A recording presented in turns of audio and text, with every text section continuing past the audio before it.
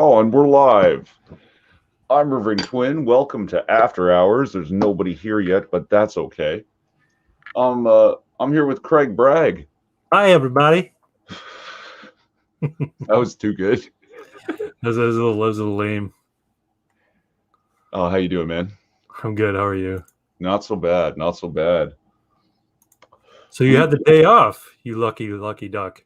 Yeah, just burning off the vacation days. Nice. We're not allowed. I mean, we can get them paid out, but I don't know. I'd rather take the day off, to be honest.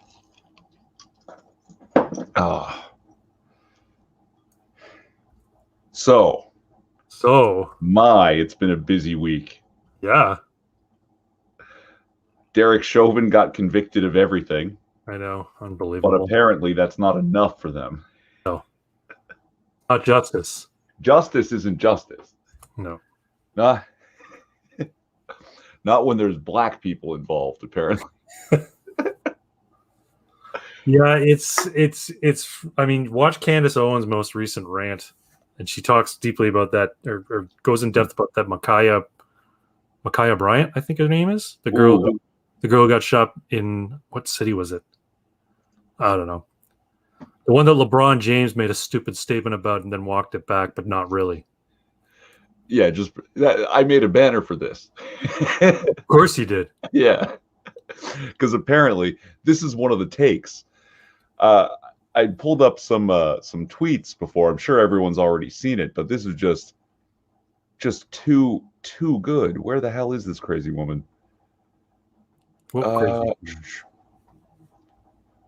Yes, this one here. Let them have knife fights.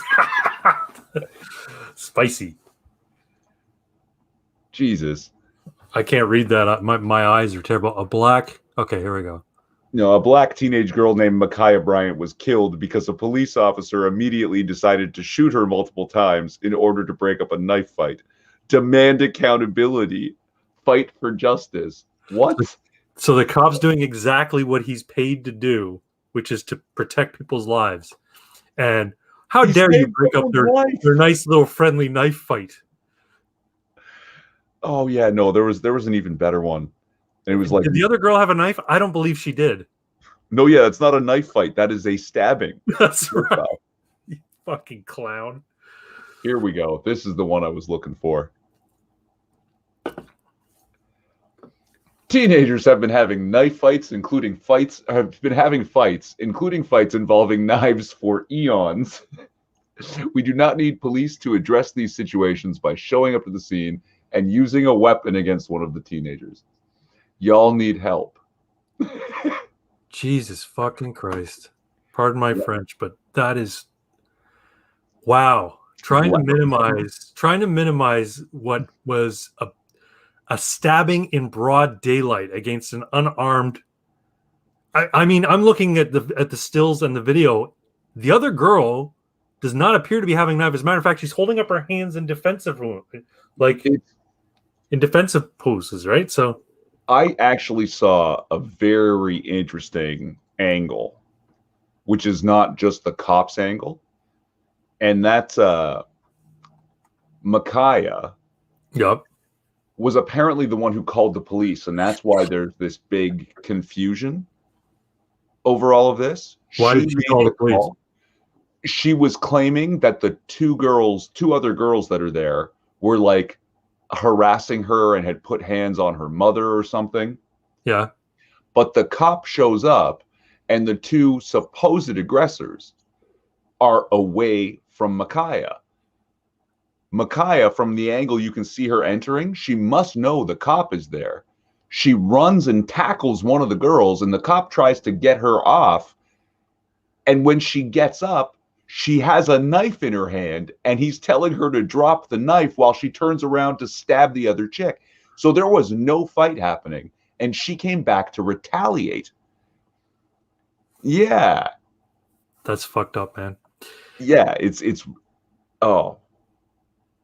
yeah, it's absolutely insane. And then LeBron James's hot take on it. Jesus Christ. You're next. Yeah, you're next. Are you fucking nuts? Like, what is meant by that? Now people can say, well, he's threatening violence. Well, no, maybe he's threatening that he needs to be prosecuted. Delta Male thinks he's first, but in reality, I'm first, and then you're actually first, Irving. Shouldn't first your own freaking chat. This is how you ruin it. Is you just do it again. Like when someone says dibs, I say I also have dibs. It's just like it's over. The whole concept is obliterated. You don't understand dibs. Oh, your camera froze. You're gonna pop out again. Watch. We back? Yeah, you're back. Way to be. Okay. You were frozen and then gone. Oh no. Oh, well, we're back. Anyway, yeah, we're back now. Welcome, Delta Male. Welcome, sir. So you're even more beta than a beta. You're a Delta Male. That's okay, man. World needs all types. Where's some other good ones? There were some really good. Oh, and one of the things now, you as a firearms enthusiast, yep, you must love this take. Why didn't he shoot the knife out of her hand? Oh my Christ! Because this isn't a fucking comic book. Why didn't Thor come down and do something? Like, God, and you know, that question can only be asked by a person who's never handled a firearm. Yeah. Not never fired one, never handled it. Once you have it in your hand. No, their own only understanding of firearms is what they see in movies. Mm. Not even video games, because video games are more realistic than movies. For crying out loud. Yeah. I mean, not all movies, obviously. John Wick is pretty realistic. Kind of. In terms of how they use the guns, is what I'm saying. They don't look like schmucks pretending to use guns. Right. They know how to use guns. But yeah, shoot her in the leg. Why didn't he use the taser? Like, no, you always shoot center mass. Always. Yeah. And like even the fact that he was confident enough to fire when his backstop was not just a car, but possibly the other girl. Yeah. He must have been very, very confident in his marksmanship. Apparently he'd been on the force 16 months and he was like, I think 23 years old or something like that. Then he must have been fresh out of training and felt very good about his... I think what it comes down to is he saw a situation where someone was going to die if he didn't intervene. Absolutely. I absolutely believe that 100%. Yeah, he intervened, and good on him.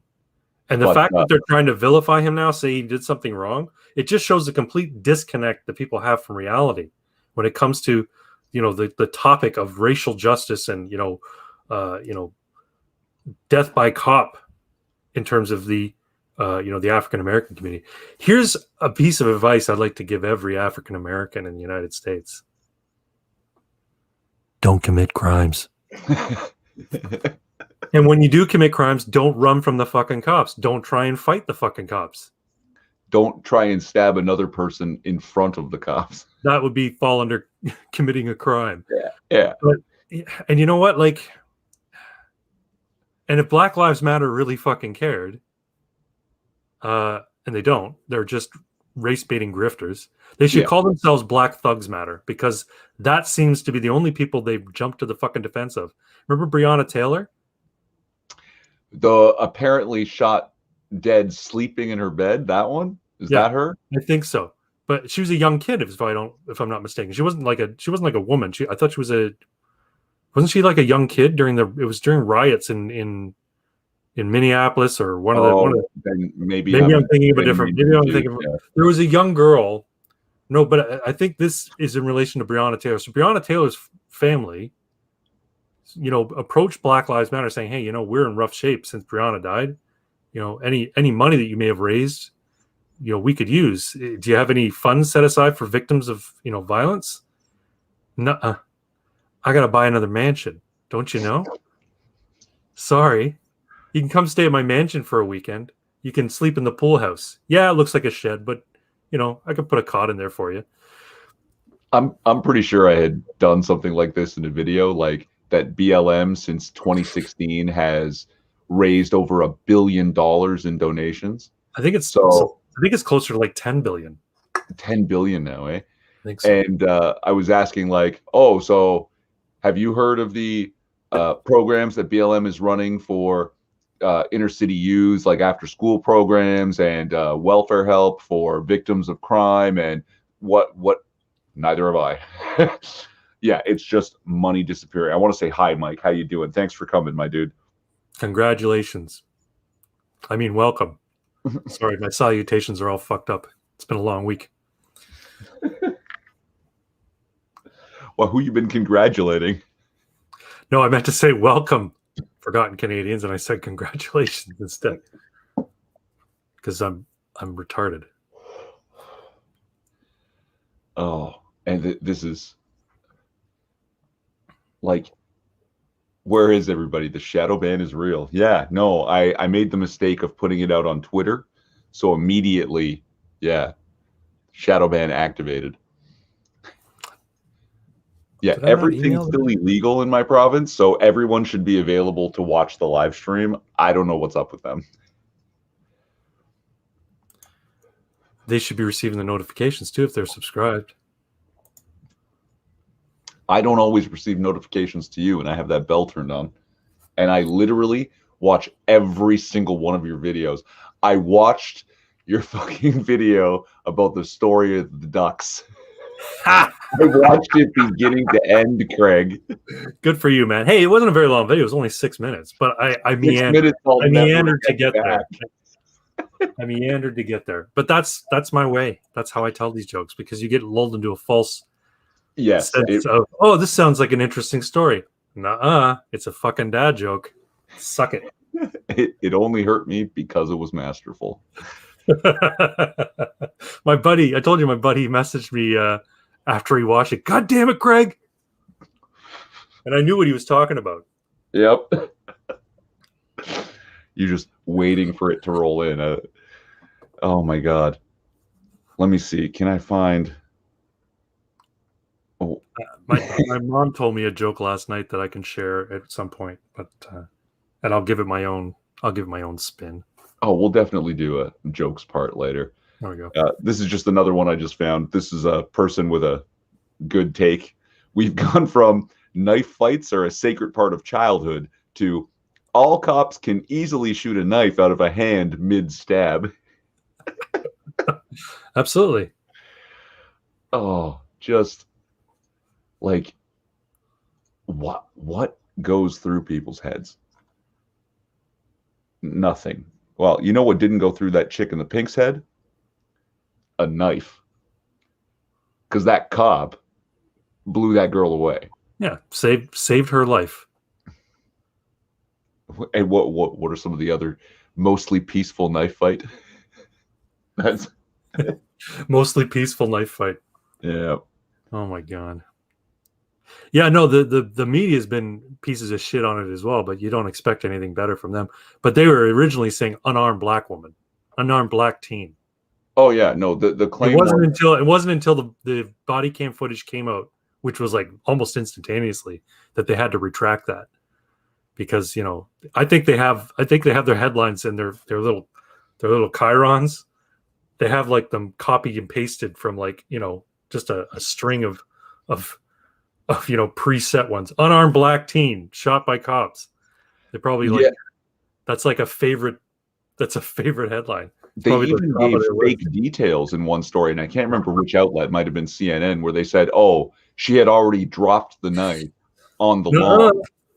And it's like, no. You can see bitches wound up like twisted like a fucking spring with a knife. Like she's trying to bury that piece into that girl's forehead. Like she's doing a full body, full weight, and sizable weight, I might add, behind that stab.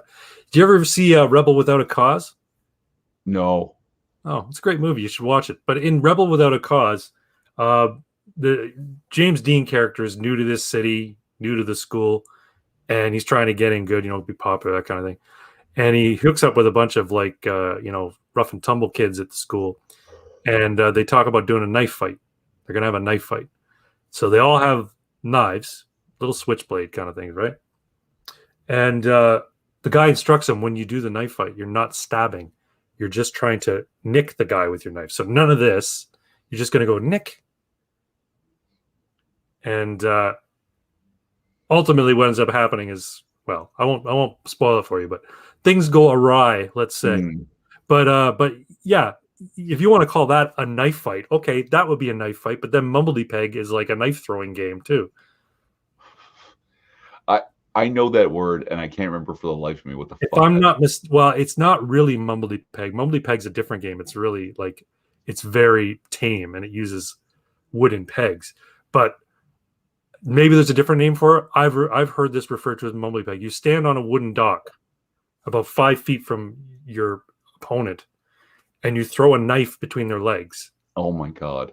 And then they pick it up and throw the knife between your legs, and then you each take a step back. This is a game that people play with knives. Kids, teenagers would play with knives. And I always heard it was called Mumbledy Peg. It might have a completely different name. If anybody in the chat is watching, or anybody watching the stream knows of a different name for that game, let me know. Such a strange game that the person who gets stabbed in the foot wins. Yeah. You idiot! You suck! You hit my foot, but I'm bleeding and I have to go get stitches. Yeah. Oh dear. Oh, and a knife fight with only one person with a knife. Yes. No. Generally, we refer to that as a stabbing. Yeah. A stabbing or attempted stabbing. Yeah. I don't know what her situation was. Was she wounded already? No, it didn't look like it. She hadn't actually landed a blow with the knife yet. Okay. Yeah, and it's just, oh, good. That officer showed up in the nick of time. Excuse me. Something weird that very few people have mentioned. If you watch the video, Micaiah comes out of nowhere to tackle one girl, and she gets up while the cop is yelling at her to stop, and suddenly has a knife in her hand. While she's lunging for the girl in pink, there's some dude off the side who's fully kicking the girl on the ground in the head. Like it's some dude. And audio, I hear audio from a surveillance camera picked up Micaiah saying, "I'm going to stab you, bitch." Or yeah, something along those lines. Yeah, it's insane. It's insane. And the fact that, these people, guys like George Floyd, this girl here, they're being held up as somehow, one, victims, and because they're victims, they're heroes because they died. And they're gonna have marches for her and shit like that. Makes you wonder, like, where is this is really, white privilege of me to say, but where are people in the black community beyond Candace Owens coming out and saying, this is not the type of people we should be holding up as heroes. These are not the type of people that we should be trying to say. You're basically saying that she's like Martin Luther King or what's her name? Chick on the bus. What's her name? Rosa Parks. Rosa Parks.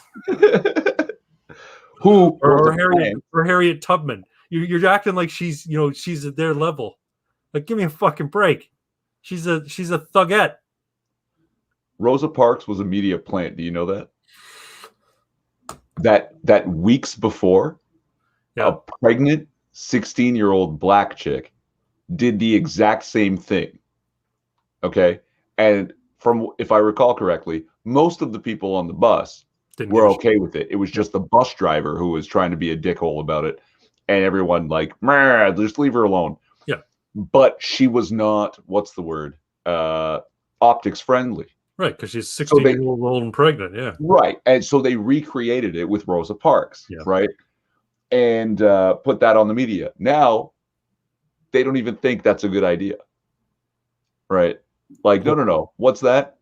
George Floyd was, was a drug addict and 9 times in prison and repeat offender. Punched a pregnant woman, held a gun up or a knife to a pregnant woman's stomach. Yep, held the gun. And robbed her at gunpoint. Threatened to shoot her unborn baby in the head. Yeah, he's the hero. He needs a fucking mural. And Candace Owens made a good point. And I really like Candace Owens. I think I know you could say she's a grifter. You could say that she's, whatever. I like her. I think she's genuine. I don't think she has a chance of winning in 2024, but I like her. Anyway, she made a good point. Think of all the people who've been victimized by George Floyd. And now the media and everybody else is hailing him as a hero and this great, a great person to put to put a cause behind or to represent a cause. And, you know, he's the guy who held a gun at your unborn baby's head and robbed you. Or he's the guy that assaulted you, or he's the guy that, you know, I think he was involved in armed robbery of an establishment as well. Mm-hmm. He's the guy who victimized countless people, went to prison 9 times, 7 to 9 times. I don't know exactly how many, but yeah. And now you're saying this guy's a hero. What does that say to the people who are victims of his crimes? Well, I imagine it's like re-victimizing them. Exactly. Yeah. Like, yeah. Now they see his face. They see his face on murals everywhere. They see the media hailing him as, you know, this Jesus figure who gave his life for racial justice. And we ought to talk about that angle too, because anyone who's ever said that the critical theorists of all kinds, critical race theorists, critical gender theorists, that it's not falsifiable science. It is very faith-based, religious type movement. Yeah. Oh yeah, no. Thanking the dead martyr for furthering your cause is absolutely 100% proof that this is a religious movement and not based on like anything real. Yeah. Absolutely. There's a scene. There was a debate or a talk that Jordan Peterson gave at Oxford. I think it was Oxford. And he taught No. He was debating Zizek. You know, I think his name was Walter. Oh yeah. Slavoj Zizek. Yeah. Yeah. And he talked about. He basically made a point about how capitalism, because it was an argument over, you know, the virtues of or failings of communism, and he was talking about how capitalism actually has been beneficial to the people who've lived under it. And Zizek's fans in the audience started laughing at him. And the look on Jordan Peterson's face when he took the pause to look at them, and he made a comment, but I know what was going on in his head. I'm like, you fuckers are all possessed. You're all just completely fucking possessed. You're insane. You do not understand what you're thinking about or laughing about. You've heard a dogma. You've heard this dogma about how the virtues of socialism, the virtues of communism. You've never been in a communist country in your life. You've never read any in-depth criticisms of it. You've only ever read people giving glowing praise to it. And you think you're informed on this shit. You know, the concept he calls it is ideological possession, right? Yeah. Gad Saad wrote a book, The Parasitic Mind, right? Right. And no, I don't know if I saw that particular event or if I saw an excerpt from that event where Peterson is saying, yeah, of course, capitalism creates inequality. All systems create inequality. Yeah, but capitalism creates wealth, and all the other ones don't. Yeah, that's right. Yeah, and I mean, and Ben Shapiro, you know, he's got the best answer to it. Look, you know what? The fact is that it isn't intergenerational poor being victimized by intergenerational rich in the United States. There is economic mobility up and down the ladder because of the way the system works in the United States. You could be rich one generation and dirt poor the next, based on your tolerance for risk and the decisions you make. You could be poor one generation and be rich the next, and that happens all the time.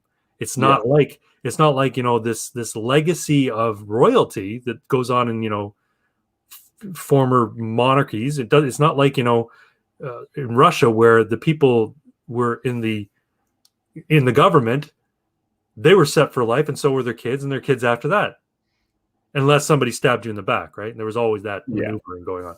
But the point is that if you were in the government, you were going to be okay. If you were part of the bureaucracy, you were going to be okay, and so would your kids. So yeah, no, I've been a party member for 27 years, right? Yeah. Fucking apparently 2/3 of the world's billionaires are self-made, right? That they weren't necessarily born poor, but you know, they were middle class or working class families, and it's just someone that had an idea and it took off, right? Like, I mean, or and there's probably some some argument too that parents had connections that they had fostered over their lifetimes that helped their kid out to get a kickstart on his idea or his venture. And that's why you do that. That is why you strive for anything, so that you can make things better and easier for your kids, right? The notion that you're just gonna throw that away for some utopian vision of equality for all, equal misery for all, is what it comes down to. It just means that people who advocate for that stuff have never ever had to suffer. As a matter of fact, I don't think there's a socialist who came from poor beginnings and said socialism will set us free. And you know what I mean? It's always, as they term them, champagne socialists, people who are already part of the privileged class, advocating for people that they don't know and would never hang out with, and saying, look at all this inequality. I feel guilty, therefore let's change society, turn it on its head, and fuck everybody underneath me. But I'm not going to be suffering. But the world will be more equal. Yeah, we're getting way off on a tangent. I'm sorry. No, that's fine. No. We love tangents. I have some friends, not necessarily wealthy, but like not 1%ers necessarily for Canada, but they're definitely above the average, right? And there's a huge misunderstanding with them where they'll say something to me like, look, if I have to pay a little bit more in taxes to solve this problem, I'm okay with that. Yep. And my response is always, but paying more in taxes isn't going to solve the problem. Yep. And the problem is, it's not going to be you paying more in taxes. It's going to be everybody else. Right? Yeah, the fact is, if you want to write a check for $10,000 to Revenue Canada, they will not turn it down. So if you want to pay more in taxes, go right ahead. But you're advocating for everybody to pay more in taxes. My brother and I were talking about this last night. Whenever we're talking, we get into these things, right? Hey, Costin. And he said, yeah, I just think government should be there to help the people who truly need it. So he advocates for a welfare state. And I'm like, that's where I disagree. I believe that charitable organizations should do the heavy lifting. And for generations, they did. For like well over 100 years, they did do the heavy lifting until we established a welfare state. And if the government's going to help, I have no problem with that either. I just don't want it to be done at, threat of gunpoint, saying, give us money to help this cause, else you go to jail. And we're going to send men with guns to your house to put you there. Yeah. And then there's the trickery of just money printing behind our backs. Oh, fuck. And that's right. The worst tax of all, because it's invisible and it taxes everything, because it devalues everything you own, and it devalues every hour of work you do, because the money you make is worth less and less every time they fucking do it. Quantitative easing. Quantitative easing. Keep talking. I'll be right back. All right. Costin, how are you, my friend? Looks like Forgotten Canadians has left us, but that's fine. Thank you for stopping by, Forgotten Canadians. What else do I want to rant about? I don't know. It's my show now. Let's talk about guns. No, I'm not. I did finally get my registration for my SP-101 though, my Ruger wheel gun. Oh, nice. So I can go. I have to check the range's website to see if they're open during this lockdown. So if they are, though, I can go. I might go this weekend. I don't know. Kill some paper. I thought you were pouring chocolate sauce on something. Oh, is he having himself a sundae? A hot sundae. Oh. Now. Hey, Six. Sorry, we didn't get to play games this week. You said you wanted to do games this week, and we totally didn't. I've been bad at replying to people for quite a while now. And I never go into Discord, so if he's sending me stuff on Discord, I'm not going to see it. Oh, and you don't have a Twitter. That's why I don't have Twitter anymore either. No, I don't have Twitter anymore either. Oh. Okay, something else I wanted to mention while we were talking about taxes and quantitative easing. Okay. We, as like Western people, we're generally concerned with literacy. We have very, very high literacy rates in the Western world. Yep. People generally can read their native language fairly well. Yep. Right? Well enough to get by. But we never concern ourselves with the concept of innumeracy. And right. the fact is, most people are entirely innumerate. They can look at the numbers and they can tell you what the numbers say, and they can even do the math to make numbers happen. Like a million is 1,000 thousands. They know that on a surface level, but they don't understand what that means. They have no way of properly visualizing these numbers. And I got it explained to me in a beautiful way. Let's say your government owes $1 million. Okay. And imagine it's all interest free. Oh, follow him on Minds and Parlor. Everyone follow Six on Minds and Parlor. I think I do, but I'll double check. Is Parlor back up? It's been back up for a while, but I haven't used it in a while. I'm not super jazzed about it right now, to be honest. Yeah, I never was, but I haven't even looked at it. Anyway, imagine your government owes $1 million interest free. Okay. And they can pay $1 per second. Okay. How long do you think it will take to pay back $1 million? No idea. I don't want to do the math either. About 11 days. Okay.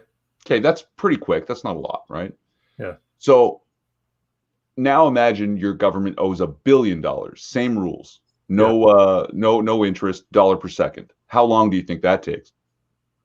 Well, it would be $1 billion. Yeah. So $1 billion is 1,000 millions, right? Yes.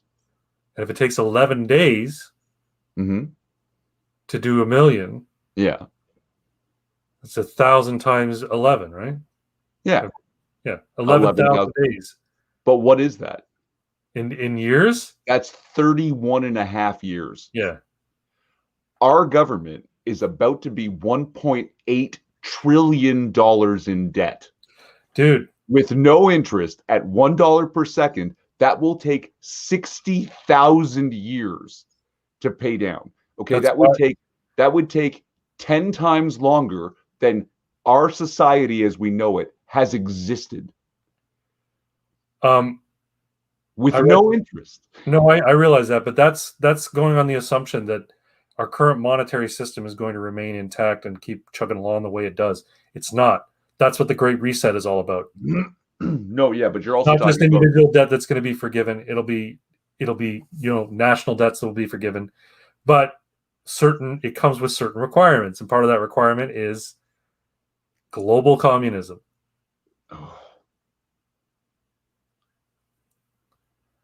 It's just insanity that people don't recognize this. And there's huge amounts of interest on this debt. Like servicing the debt alone is going to be more than our budget used to be, say, 30 or 40 years ago. Yeah. And forgiveness on the debt, it's not forgiveness. It's a trade for something greater. Right.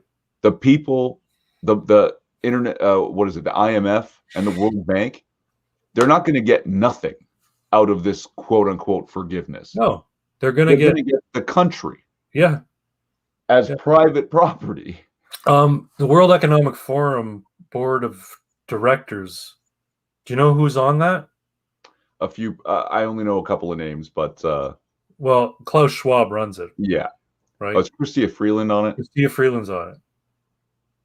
Yeah. That's Canada's finance minister. Yeah. And she's a fucking doofus. Wait, is she the one who was a journalist or a graphic designer?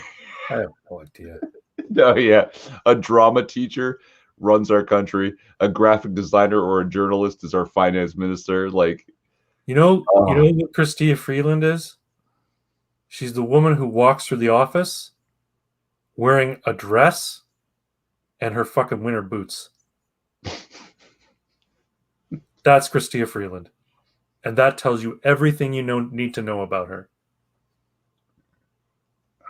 She's no sense of self. She's such a fucking asshole. Oh, she's so terrible. And you said before, you think she was probably hot at one time? Nope.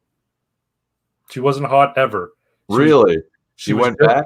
You looked that shit up? No, I don't imagine that. I don't know. I didn't look. It's not that she was hot. It's just that she was the girl who would go down on a guy. She would give blowjobs. So she was hot in that she gave blowjobs. Jesus.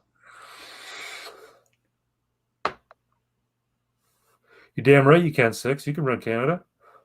I'm going to make you a senator when I become prime minister. I was going to say president. When I become prime minister, I'll make you a senator because it's a lifetime appointment and you don't even have to show up.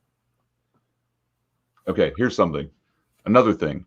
I feel like I've been struck by brilliance, which means there's a strong possibility I was very drunk and stole it.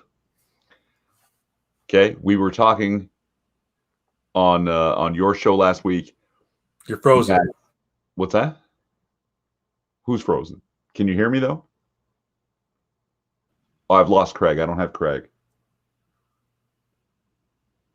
Does chat, can you tell us who's frozen, who's missing? Because we can't tell. Oh, I see you moving now. Can you hear me? Yep. Okay. On your show last week, we were talking about, it was you, Craig. Six says it was you. Probably. That if Did Not Vote was a party in Canada, they would have won all but 3 provinces. One was PEI. I don't know who won in PEI, but the other 2 were Alberta and Saskatchewan, who voted conservative by and large. I had a crazy idea. You are against the concept of universal suffrage, and you want people to, like Starship Troopers, do a service to buy to earn the right. Yep. All right. I have something. It can go parallel with this. It can work with this just fine. Okay.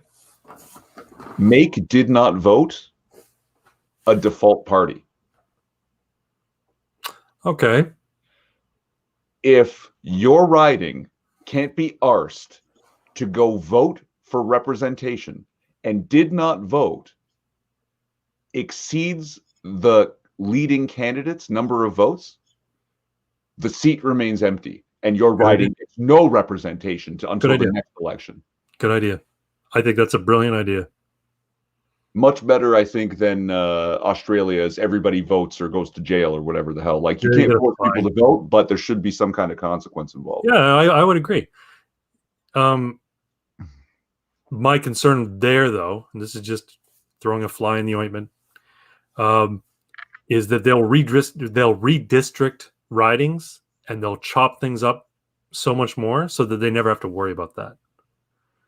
Right? They'll always be able to get enough people to come out and vote for a party, or, they'll just manufacture votes like they're wont to do. And that's something else. Something I keeps coming to mind at the wrong moments, and I just remembered it for a live stream. So Biden beat Trump, right? Okay. With all those weird irregularities. If you say so. Yep. And what the hell's the name of the fucking company? Dominion. Dominion Voting, that's right. Yeah, Dominion Voting Systems, Canadian made. That's why they're called Dominion. Okay. We used to be the Dominion of Canada. Yeah. Right. And all these weird anomalies with their counting systems where, like, there's sudden bursts of votes in the tens of thousands, all for one candidate. Yeah. Watching the vote tabulations live, people recorded it and saw a flip of some 20,000 votes, exactly 20,000 votes disappearing from Trump and appearing on Biden's count. Right. We called shenanigans when we were watching our elections live. Yeah. And we didn't know what was happening. But I was watching my riding fiercely. And the Liberal candidate, Kirsty Duncan, was leading with some 6,500 votes, maybe. And Renata Ford was second with over 4,000. And then all at once, Renata Ford drops to a few hundred votes, and Kirsty Duncan has 10,000. And we use Dominion voting systems. Of course. Yeah. No, it needs to go. It needs to go to it needs to go to paper ballot, or it needs to go to the old-fashioned bean system. Do you remember there used to be a voting before they had electronic voting? Instead of writing a ballot, right? In some cases, depending on the county and whatnot, they had a booth set up, and you'd pull a lever, and that would knock a bean into a specific jug, and then they just weigh the beans, and whoever had the most beans won. Genius. Yeah. Do it with marbles, do it with some other thing. Thing is, not all beans are created equal, right? Well, no, but I mean, yeah, roughly averaging it should be fine. If it were within a couple of grams, then you'd have to do a physical count. But if it was clearly 3 pounds more of beans in one bottle than the other, then you don't have to worry. Now, here's the real kicker to all this. During the conservative leadership race, Maxime Bernier, the way we do it in our party, they have to run elections over and over again, dropping off the worst candidates. Right. Maxime Bernier won 11 out of 12. Yep. By wide margins. And then Andrew Scheer won. And in the 12th, Andrew Scheer won using Dominion voting systems, and all the paper ballots were destroyed before anyone could do a physical recount. That's fucking horseshit, man.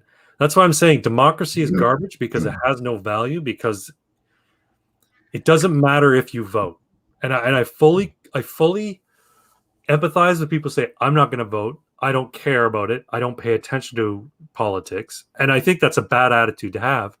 But in reality, there's no point in voting, because the results are predetermined at this point, because everybody's using electronic voting.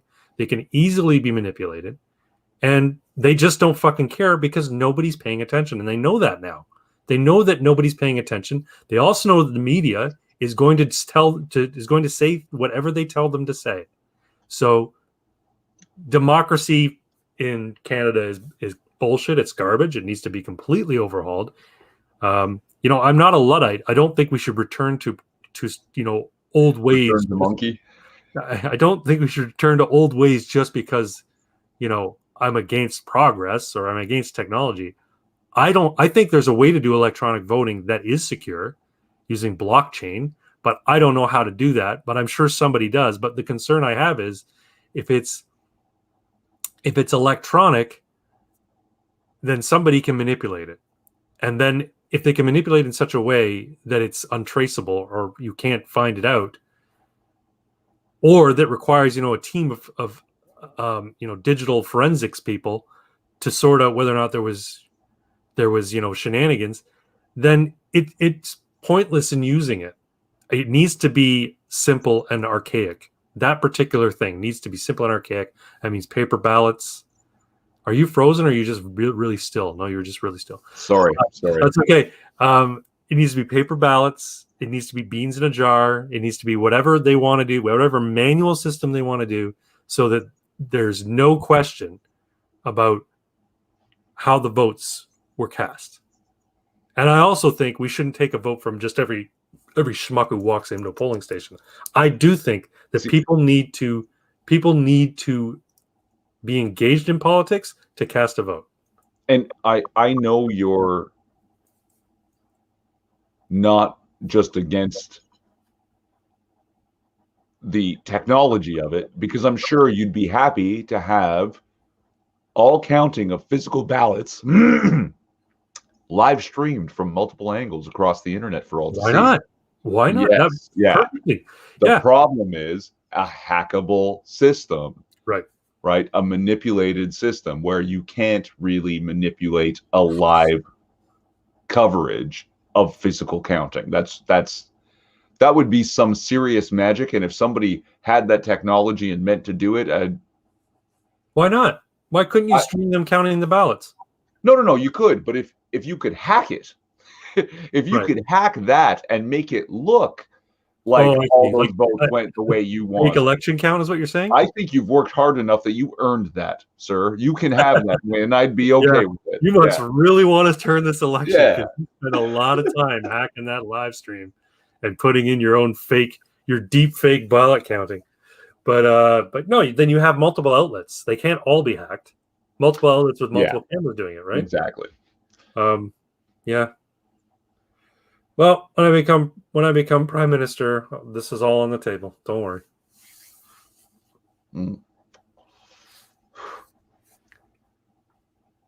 Did you watch Falcon and Winter Soldier? No. You haven't seen any of it? No, my sister is telling me I should watch it, but I don't know. I'm actually more interested in WandaVision. It sounds like weird and creepy, and it is. You haven't seen WandaVision either, then? No, but I'm willing to give it a shot. Like, I understand that it's not what some people might want out of it, but I heard about it and I was like, oh, that sounds like dark and meandering and creepy, and I'll watch that. Sure. The wife and I found it thoroughly enjoyable. Okay. It doesn't sort of fit the stereotype of what you would expect a Marvel show to be, especially set in the core Marvel universe with core characters, right? Like when you look at stuff like Daredevil, that's sort of tangentially Marvel universe because they reference the Marvel universe, but he's not a character that interacts with Captain America or Spider-Man or the Hulk. Not yet. But no, Falcon and Winter Soldier was enjoyable. I quite enjoyed it. Anthony Mackie as Falcon has an awesome speech at the very end. Awesome speech. He could have kept the racial politics out of it, but the whole story has that sort of undercurrent, and it's part of the story. So you kind of have to expect it's going to be in there. But no, it was good. And I know you're a fan of Invincible. We've been talking at length about it. Oh, Invincible. Oh man, yeah. If you people watching have Prime accounts, you should watch the Invincible animated series on Prime. So far, there's been 7 episodes. I think there's one more this season. It's really good. It's so really, really good. Off the fucking chain. Oh yeah. But hold on. Let's circle back to fun things. Let's keep the horror show. Yeah, there you go. So last week we were talking about the new lockdowns and the crazy restrictions that our government was putting on us.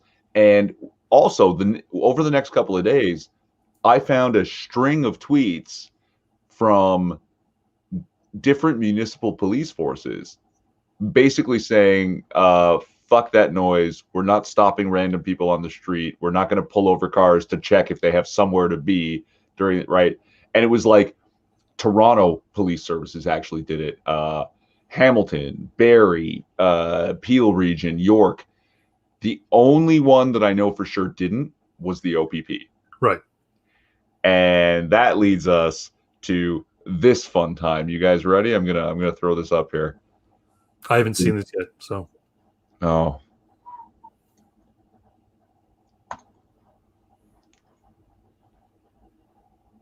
It's not great video, but just watch. That poor little kid came off his feet. Like, watch it again. I know the guy's moving and everything, but do you see that shit? Yeah. So he's on one of those Razor scooters? Yeah. And what, the cop just fucking shoves him? Yeah, like he's trying to say that, I don't know, the kid was trying to leave. The cops tell him to disperse, and he tries to go, but the cop has his hand on the scooter and then just shoves the kid, like, right off his feet. Now, this is not a shooting of Dwante Taylor or whatever the fuck his name is. But this is just like, this was, I don't know if anyone understood my my what do you call that, thumbnail? But that's what this is. I'm going to play outside. The fuck you are. Yeah, so. And this guy got a lot of heat for that. He's been put on administrative leave, I think. good. Oh, he's getting paid. So, oh, and thank you for shilling 6. Yeah, I mean, like, here's the thing. I understand why the Ontario Provincial Police did not come out, because first off, OPP is primarily Highway Traffic Act. And if they have the power to pull people over, they're not going to give that up readily. And also, they are more closely linked to the Ontario government than these municipalities are. These municipalities are community police services, right? Mm-hmm. The Ontario Provincial Police, they're policing for the entire province, and they're policing in rural areas where they don't have local police. So, that like counties without municipals, right? Like my old stomping grounds, Mattawa, Ontario. And you know all this because my dad was OPP.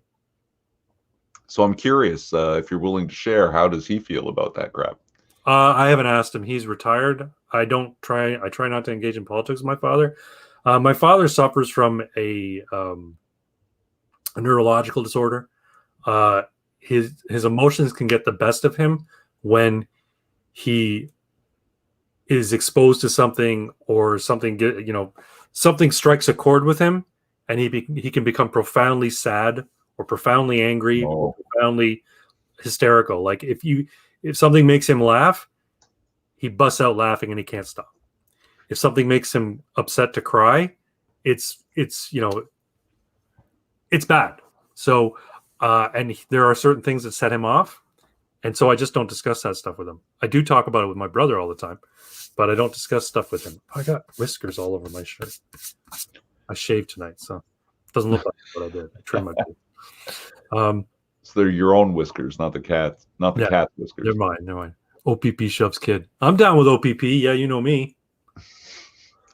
Now that's messed up. Like, he's a freaking kid, and if he's trying to leave because you instructed him to leave, don't make it harder for him. What are you trying to do, you dummy? And it's for playing outside. Like that's literally it. It was a group of kids who are outside with their scooters. You're allowed to play outside.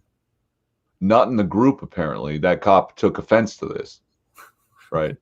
What's the other meme that I didn't find? And I took that personally. And if I'm not mistaken, that kid was wearing a fucking mask. He had a mask on. But the group of children in the park was too large. Insane. So, yeah. It's like that skater guy out in Alberta too, right? Oh, yeah. I mean, he behaved poorly after the fact. He did. They had no fucking business doing that. Like, no, the bylaw officer called the police officers, and then they arrested him. If you're ever going to be arrested, don't resist, folks. Just don't. Yeah. Because there's nothing you can do or say that's going to stop the cop from arresting you. So don't. Just get arrested. And if you think you're going to be able to outrun them, like you're going to give chase or whatever, not give chase, book it, the cops will get angrier and they'll be more determined to catch you. Just take it. Just take it like a man and fucking get arrested. Yeah, you got to remember that's the point, right? The point is the optics. To do a thing that should be nobody's business, and when they come to arrest you, just let it happen. So if and when the world sees, they see the cops behaving badly, and not you. Yeah, and mug at the camera with a big shit-eating grin on your face. Yeah, because you're in the right. Yeah, but that it's so stupid. It's so stupid. I was outside with a friend today. We went for a walk, smoked a joint, right? And the number of people we saw walking outside wearing masks was greater than the number of people we saw walking outside not wearing masks. It is fucking ridiculous. Yeah, you're outside. Ridiculous.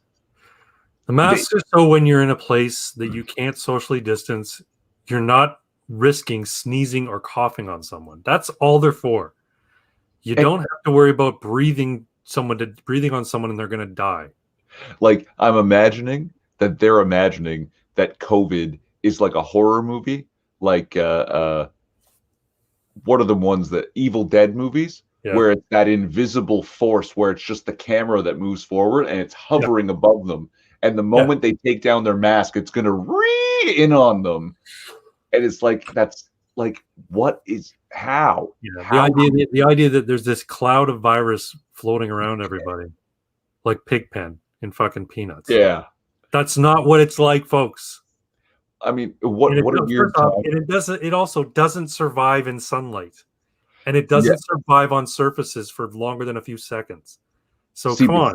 That's mostly true of viruses, right? Yeah. Because there's huge debate in the scientific community as to whether or not a virus is actually alive, whether or not it's properly a life form. Because it doesn't properly, it's not a complete cell.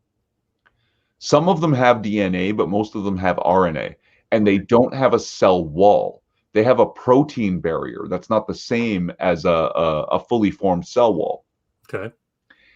And obviously viruses procreate, but they can't procreate on their own or with other virions. They need to infiltrate a healthy cell called infection, hijack the nucleus of that healthy cell and direct the healthy cell to produce more virions. Right. That's actually called mRNA, messenger RNA. Mm-hmm. That is exactly what these vaccines are. Mm-hmm. They're behaving exactly the same as a virus.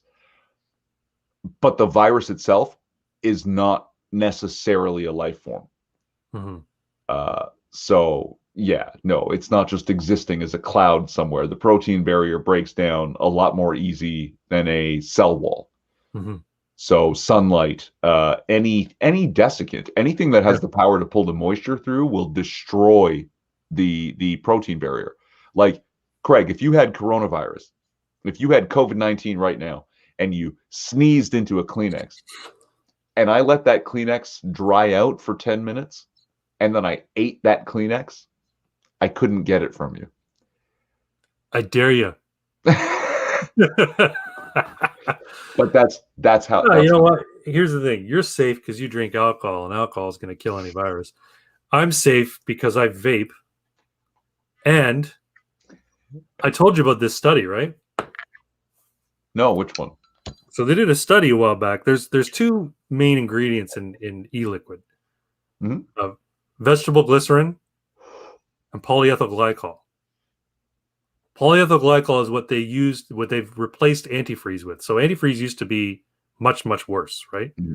Polyethyl glycol, it was the main ingredient in antifreeze was changed to polyethyl glycol because your body can break it down. So if you were to drink antifreeze, it's not going to kill you, right? So most antifreezes now have, and I'm talking about windshield antifreeze, right? Most of them now have polyethyl glycol. Anyway, what they did was they did a study. They exposed rats to coronavirus.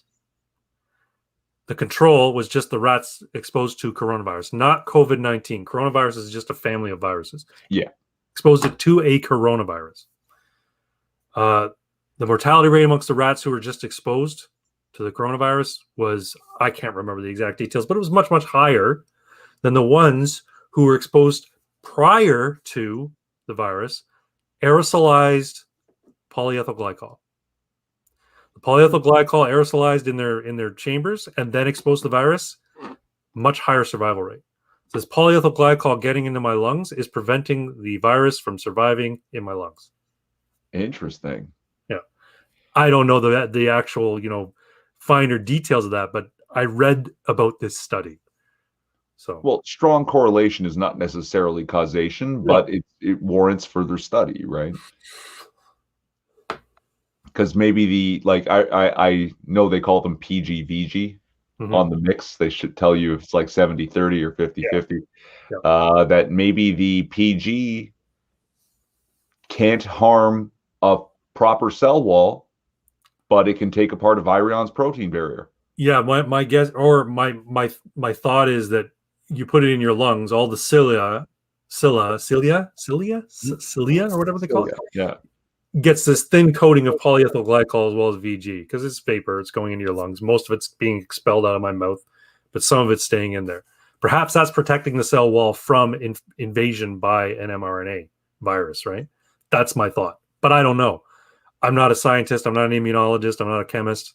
But somebody did a study about it, and they didn't do it because of vaping. They did it as a viral study. Right. They didn't do it to say, hey, I wonder if vaping helps. They just did it as a viral study and looking at the effects of polyethyl glycol on, lung health and that sort of thing. So, yeah. So I'm safe, but I'm still going to get the vaccine. And I know that sounds crazy because I'm not an anti-vaxxer, but I've been skeptical of my need for a vaccine. Yeah. But I spoke to my doctor the other day because I had to talk to him about how the RCMP want to get my medical records.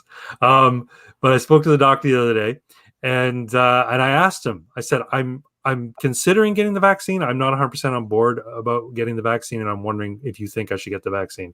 And he strongly suggested that I do. And he's talked about the things he's seen in his profession, things that he's hearing from other people in the profession, who work in hospital wards. And he's saying some people are just, we don't know why it is, but some people are just really, really suffering really badly, even young, healthy people. And he says, you're 50, you're in that slightly higher mortality rate than the people under 50, but it's still very rare that you would die from it. But the problem is it's not just the dying, it's the long-term effects of the other symptoms. So some people are being debilitated, and they're basically, I've heard the phrase long haulers. So basically they suffer adverse side effects from viral infection for a long, long time. And being fatigued. He said that one of his colleagues who's a hospital doctor, like an attending physician or whatever you call it, he got COVID. He was sick for several weeks. Now he has PTSD about it. He's absolutely fucking terrified about it. Because I guess, it knocked him on his ass. And he's a doctor, so, he knows what's required for being healthy, and he takes care of himself, and he knows about viral infection and all that sort of stuff. Right. And this infection scared the shit out of him. So he's got PTSD. So that's weird. Yeah. But in any event, so the wife and I were talking about it. I said, well, what about this AstraZeneca, the blood clots? And he made a good point. He says, you know what? Your chance of developing blood clots, first off, developing blood clots is very rare. Yeah. Whether infection from the virus or from the AstraZeneca. For the virus, it's about 1 in 1,000. For the AstraZeneca, it's about 1 in 250,000. And the people who are mainly getting the blood clots are women on birth control. Yeah, yeah, so, and they're already they're at higher risk for blood clots, smoking and stuff. Yeah, yeah. And I think the range is over 30, right? So women over 30 still on birth control are at much greater risk for blood clots. Yeah. See, my concern is the conspiracy theorists and the Alex Jones types having been right too often with some of their crazier shit. Yeah. And, that this is a massive depopulation conspiracy run by the World Economic Forum. And we're going to see, 3-4 years from now, bunches of people who took the vaccines just dropping dead. I guess it's possible. So many of the women no longer being fertile. Right. Stuff like that. Yeah. So I don't know yet. Here's the thing. If that were the case, I'm just playing devil's advocate here. Women in the West aren't having babies at near the rate as people in Asia. So if it were going to be pushed anywhere, it would be pushed in Asia, because that's where people are having babies. Africa too. Yeah. Africa and Asia. I'm talking like India, Pakistan, places like that. Bill Gates already killed tens of thousands of people with a bad vaccine in Africa. Did he really? Yeah. Was it the Ebola? I'm not sure. No, it might have been an early malaria vaccine. Okay. And he was basically experimenting on populations, and bunches of people died and had terrible ill effects from it. Now, you say Bill Gates killed them. You don't mean that he put on a lab coat, went down there and injected people. You mean he funded a virus. Yes. Or he funded a vaccine. Yeah. Yeah. Behind the funding of a vaccine. Yeah. But the conspiracy theorists would say it was all part of a plot. Well, one of the weirdest things that someone had told me on Twitter, go ahead, search most powerful doctor in the world. And you know what comes up when you search that on Google? Dr. Like, Bill so Gates. Google's not, it's Bill Gates. Yeah. Yeah, like, I'm sure he has a doctorate, right? He has a doctorate. He probably got an honorary doctorate somewhere, but he never actually studied medicine or immunology, but it's fucking endocrinology, or anything like that. Yeah. Like, yeah, I'm falling down the conspiracy hole. Now, the only one that I'm really interested in, and I have this thing in my mind that it's all true, and I want it to come out, is Pizzagate. I showed you that thing from Henry Cavill, right? No, Jim Caviezel. Jim Caviezel.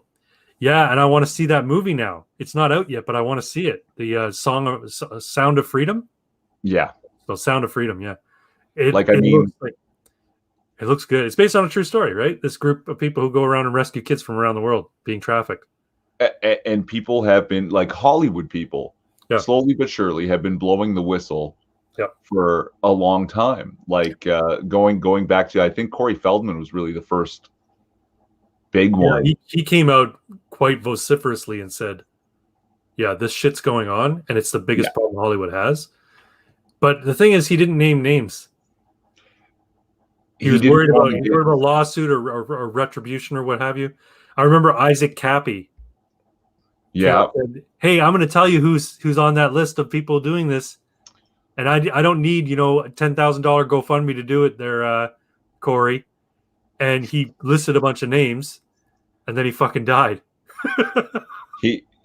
He got suicided. He got suicided. That's right. He got fucking arcanicided. Oh man! And who were the others? The big ones that happened like within months of each other, and they were friends. The guy who might have been John Podesta's son from Linkin Park. Oh yeah. Chester Bennington, and then Chris Cornell.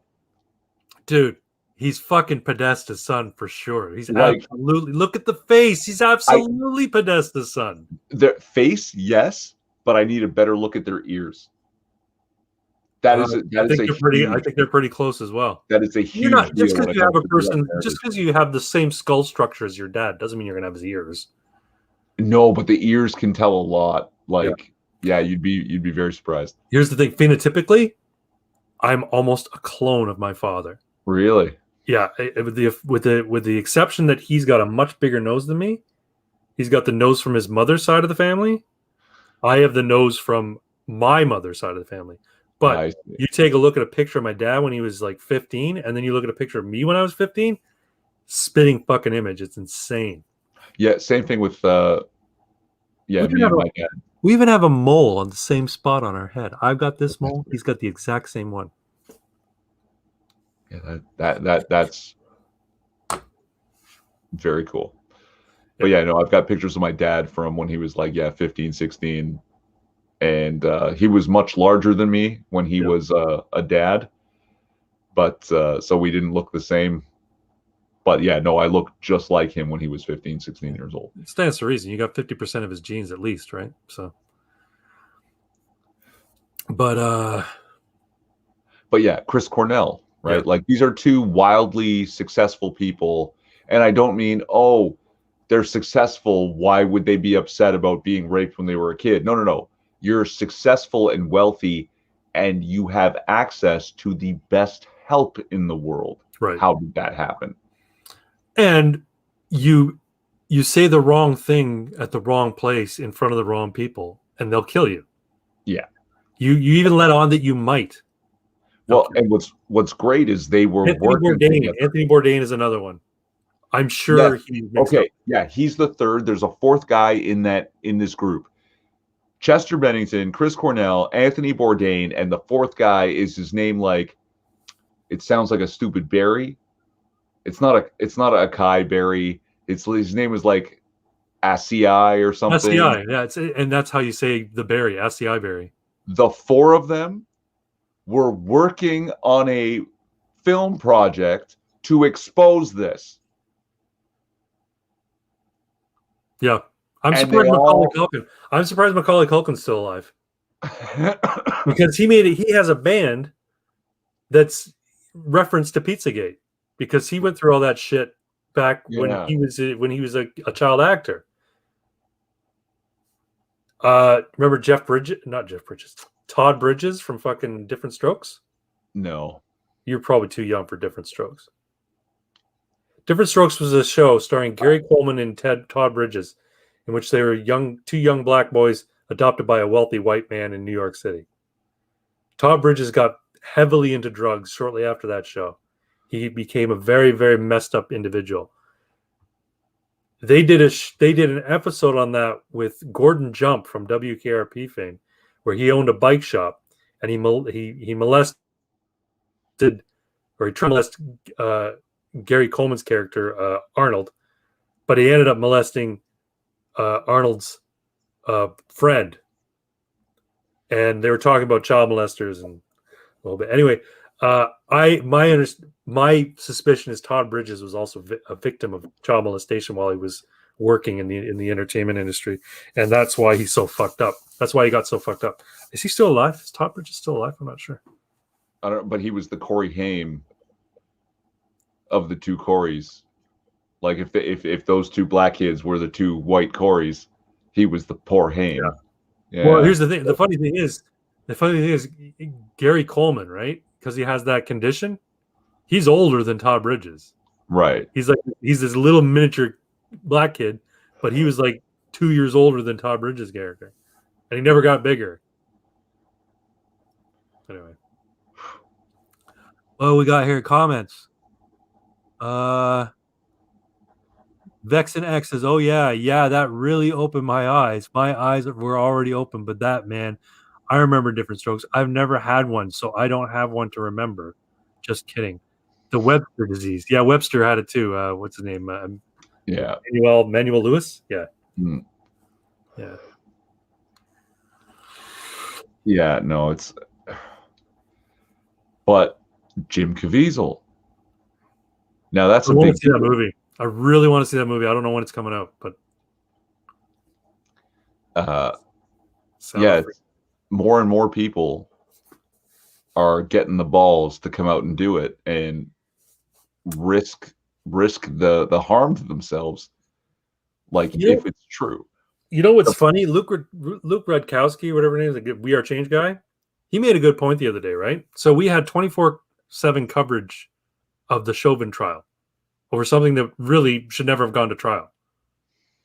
But it did, and he was found guilty, which is absolutely insane to me. But be that as it may, they had this coverage the entire time. It was live streamed the entire time.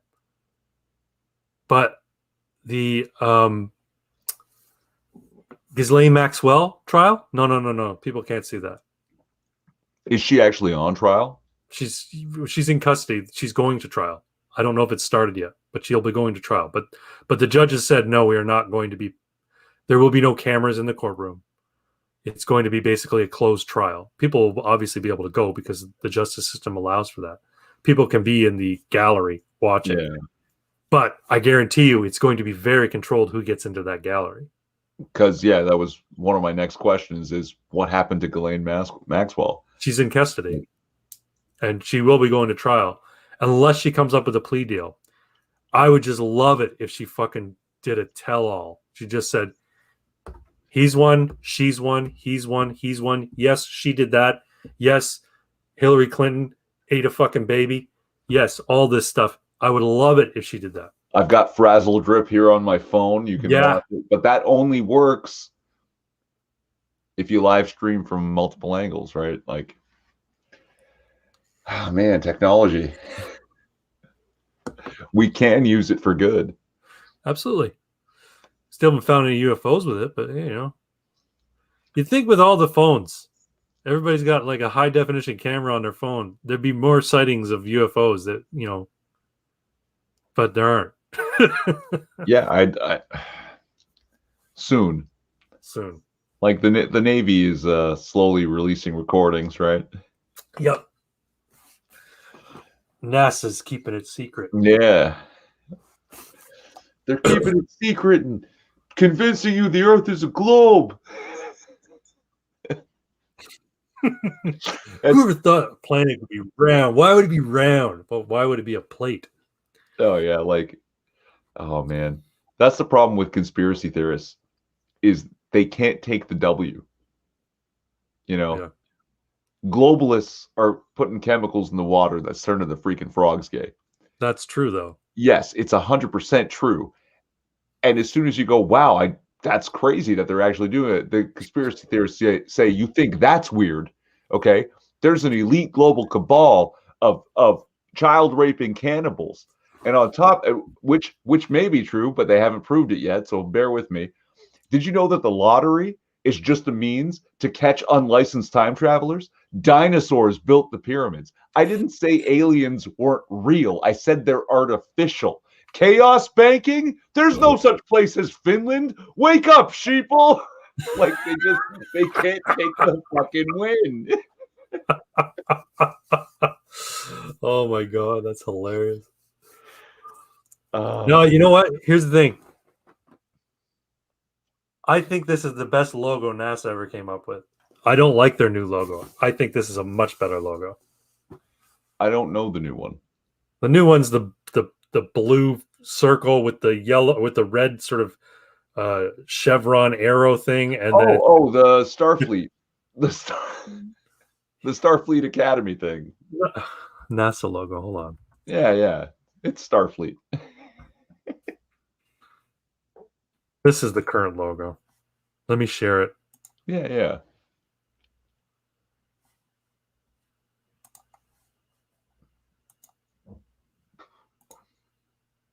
Yeah, it's straight out of Star Trek, but with the Earth behind it.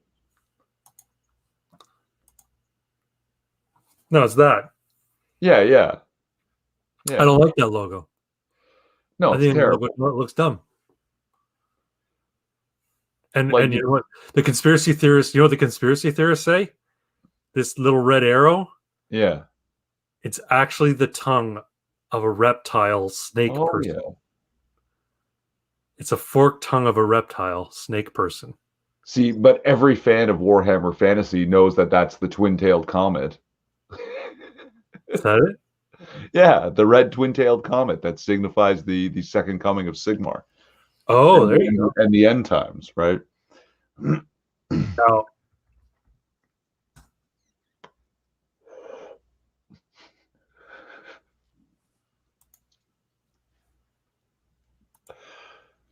let me share again.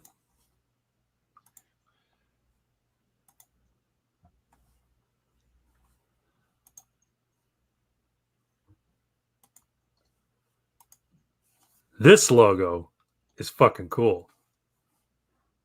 But wait, is this a real one or is this the fake one from the TV show? No, this is the Space Force logo. Okay. Department of the Air Force, United States Space Force. Oh, and this is 100% ripped from Starfleet, from Star Trek.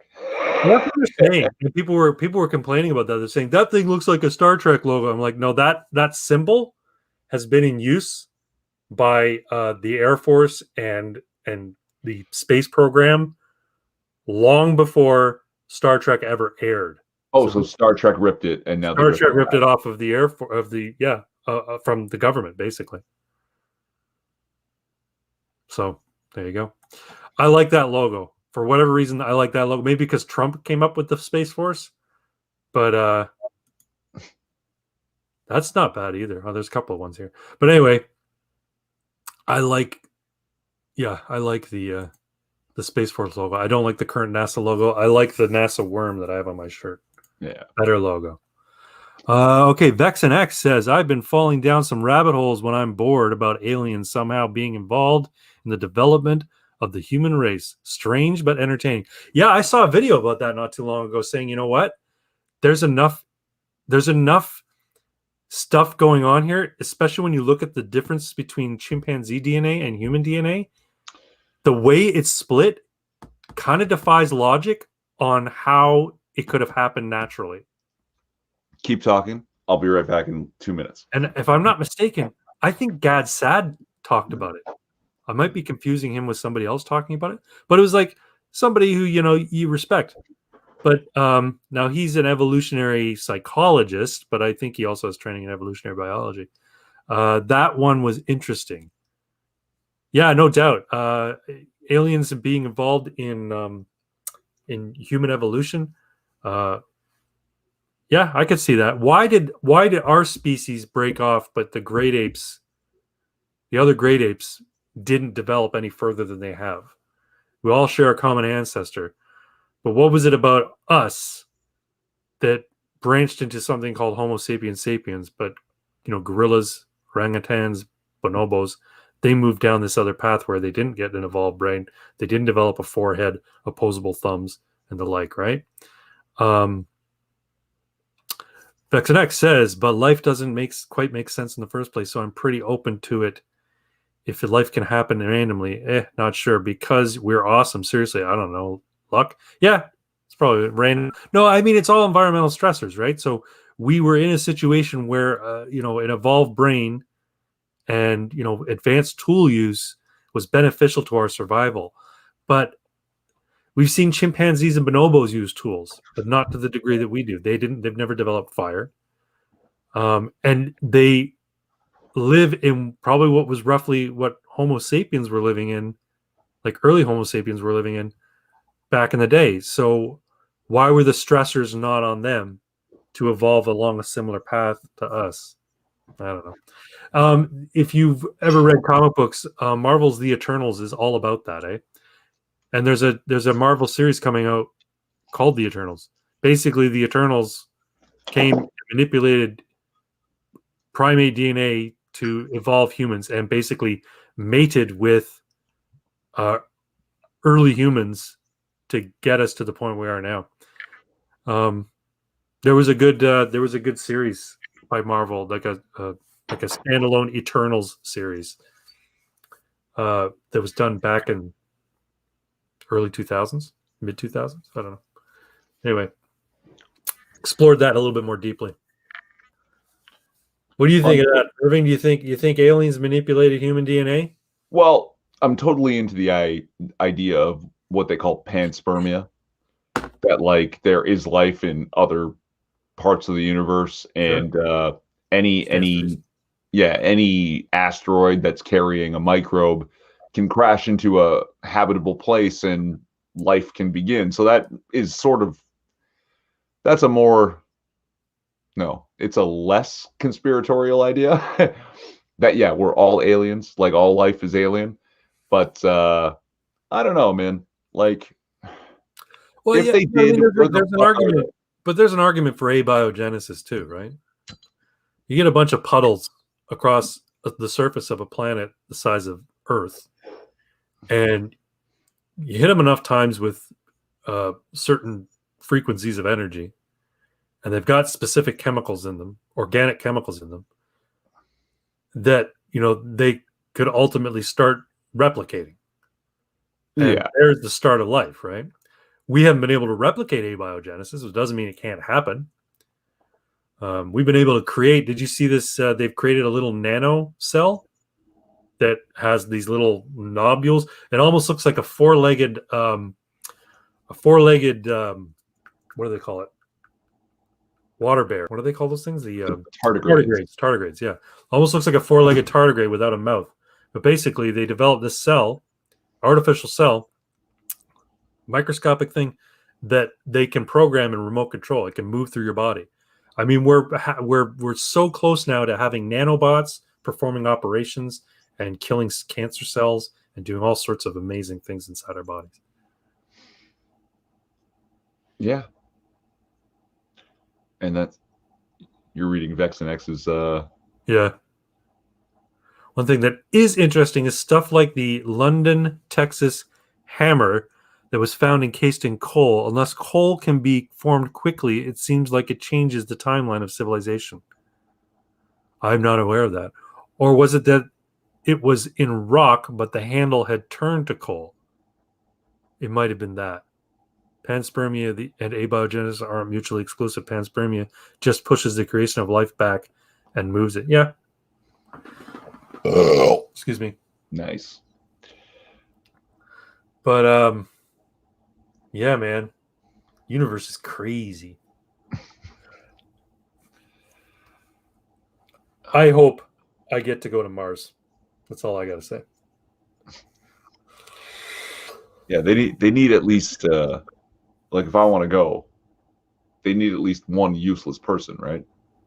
No, there's going to be people there doing use. They're going to be tourism to Mars. Absolutely. They're going to have people there working to set up a permanent colony and that sort of stuff and doing experiments. And that's going to be their main focus the first time. The main focus of the first settlements on Mars will be to create fuel and set up for future missions to and from Mars. Right? They're going to want to try and make it so that, producing rocket fuel is efficient. I saw an experiment where they were able to isolate oxygen out of the carbon dioxide atmosphere. They have a box there, and they need oxygen to make fuel for rockets. They have a box there. It's about this big, and it uses a special type of electrolysis. Carbon dioxide makes up like 92 or 98% of Mars's atmosphere. And basically what it does is it takes carbon dioxide in the atmosphere, rips off the carbon, and creates oxygen. So they can have a robot on there making oxygen before the next rocket even comes. But is it storing the carbon to make graphene? I don't know. Probably. They're not going to waste it, right? That would be incredible. Then they actually have something viable there. Now, Vex and X, do you guys have alt tech backups, Craig? Alt tech backups? What do you mean? Like, not just YouTube. You're off Twitter now. You're on Parler. Yeah. And Minds, but I don't really use Minds so much anymore. I don't use Parler very much anymore either.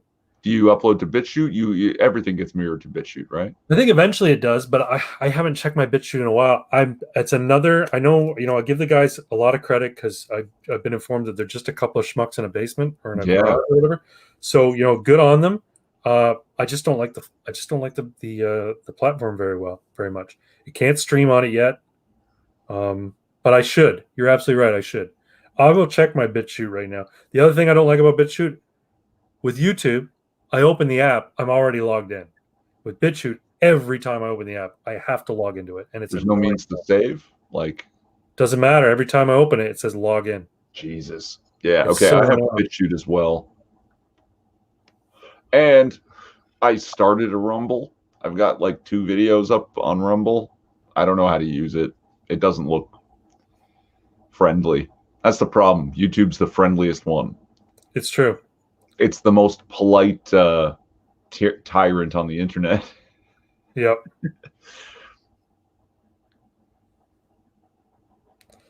Let us see.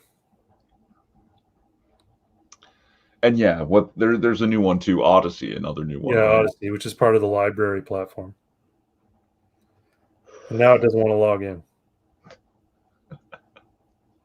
That's what I mean. Like, I get it. These guys are just a couple of young guys, doing it all on their own. But dude, like, you're getting big name people on there now. You're getting viewership there now. Get some investors. Well, apparently, hire some people. Rumble is already live stream capable. Good. And I didn't hook it up to the StreamYard this time, but maybe next time. Yeah, why not? Because I don't know if there's a minimum the way there is with other websites. I don't know either. Yeah, someone, Mike earlier was telling us. I think Vexen is asking about is Rumble live stream capable. Yeah, Rebel News has like 1.4 million subscribers on YouTube and gets about 800 people watching a live stream. On Rumble, they have 27,000 and they get 1,400 watching a live stream. Yeah. So it's because the algorithm on YouTube. Yeah. It's just nuts. No, YouTube's poop. But I love YouTube. I don't know. Well, here's the thing. YouTube could shut down my channel tomorrow and I wouldn't really care so much. The only problem would be that unless somebody has archived my stuff and I haven't, then everything I've ever produced is basically gone, which might not be a bad thing.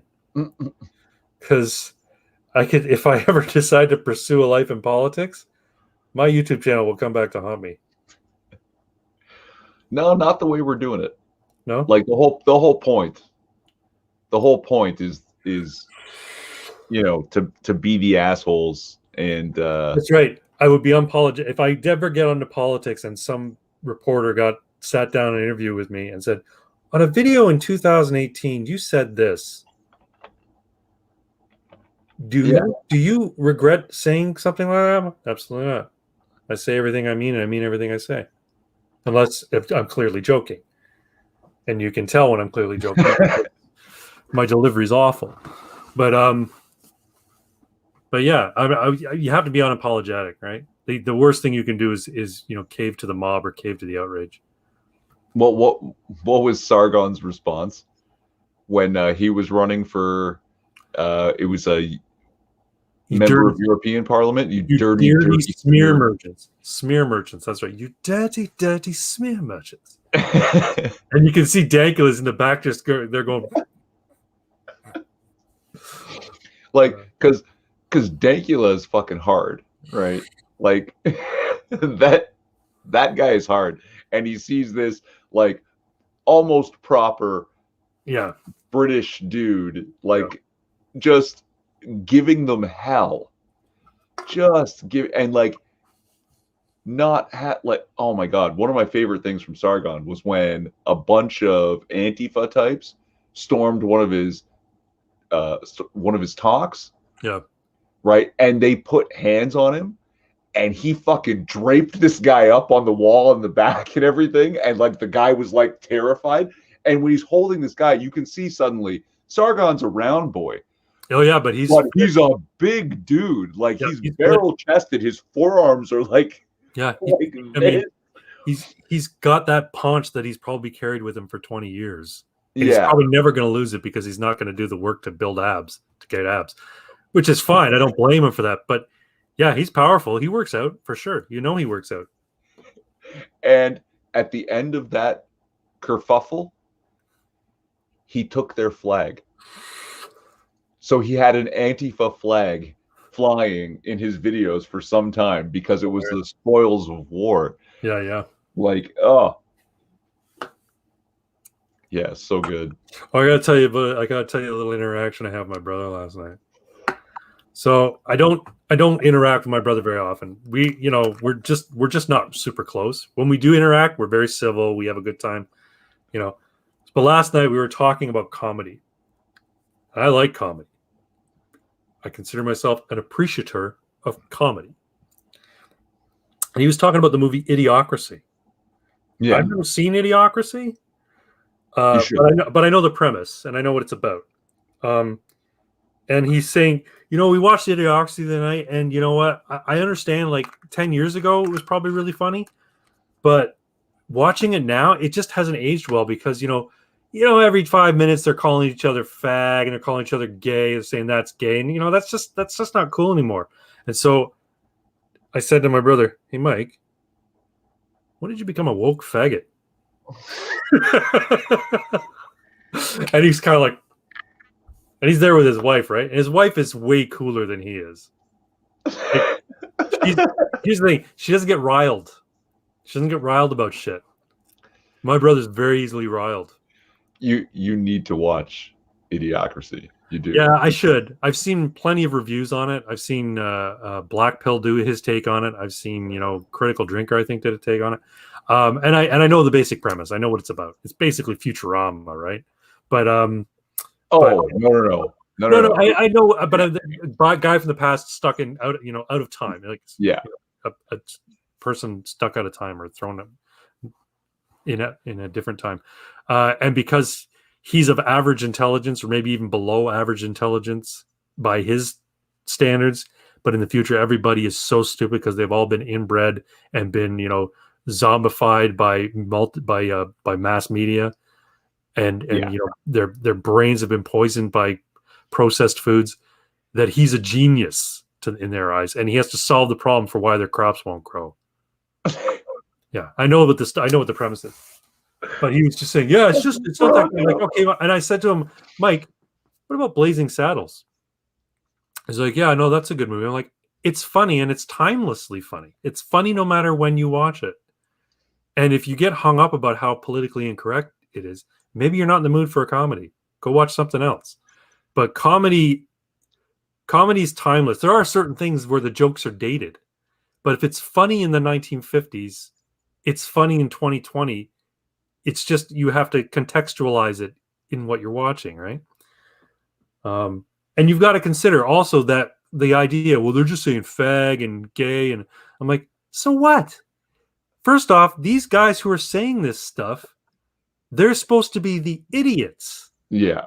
They're inbred morons. So you're supposed to feel a little bit cringy about what they're saying because they're so goddamn stupid. But he's just become woke for whatever reason. I don't know. He watches too much fucking mainstream media. He's on Facebook too much. I have no idea. 1 second. Yeah. Just, I hope you can hear me, because one of my favorite parts in that movie is Justin Long, who is a doctor, and he's examining is he one of the Wilsons? Is it Luke Wilson? Yeah, it's one of the Wilsons. Yeah. It's not Owen Wilson. I think it's Luke Wilson. Yeah. To see if anything's wrong with him. And he's a doctor. He's wearing a bandana, and it's become a reaction image on 4chan. Yeah. That people post Justin Long, and the caption, it just says, "You talk like a fag and your shit's all retarded." Like, that's his diagnosis. That's his diagnosis. That's right. You talk like a fag and your shit's all retarded. Yes. I've seen that meme, and I never knew what it was from, but that's fucking hilarious. And he goes on to say, "Nah, my third wife was retarded. She's a pilot now." Vexenax says here your shit's all fucked up. Yeah. It's so good. So anyway, I said that. See, sometimes I have good comedic timing because I said that right after he said that. I'm like, hey, Mike, when did you become such a woke faggot? And his wife laughed because she knew I was trolling, right? Yeah. And he kind of laughed, but he's like, I think he felt embarrassed because he was virtue signaling, and I called him out on it. Pretty much, and I've got a friend. Mass Creation Broadcast. Yes. Who's Mass Creation? I'm never on Discord. Hello, Mass Creation Broadcast. Who is that? A pal from Discord. Oh, cool. Welcome. You could tell it hurt him as well, says Vexenax. When I said it did hurt him a little bit. Yeah. Well, and this is something. Okay, so this was the title for tonight. Gendermancy. Yes. Because we were talking about LARP and how, you thought about getting into it, but apparently, and so have I, right? That it's been hijacked by the SJWs. Yeah. Right. By the woke community. Yeah. And I thought, wow, that's perfect for me, because then I'll just, cast spells by misgendering them, and that'll cripple them. And but since last week, I've been stewing this in the back of my head that it's like a whole character class, and it has to do with biomancy, right? And a subset of biomancy as a type of magic of gendermancy, but it's only performable by a particular species, which is the troll-human hybrid. Okay? Now, trolls and humans don't generally mate, okay? And most times the human would not survive the process, but occasionally it works out, and the troll will have human hybrid or human troll hybrid children. They either look entirely like trolls or look entirely human, but trolls are creatures of magic. So even though they can't use magic, if the hybrid looks human, they will be mostly human, but they'll be a creature of magic. But having the human intellect, they can use magic. Okay. And trolls are fae folk, right? They're fairies, basically. Depending on the culture it comes from, but yeah. Sure. Let's stick with the D&D or even Palladium universe. They're pretty standard that they're part of the fae, even though they're like dark fae, evil fae. Yeah.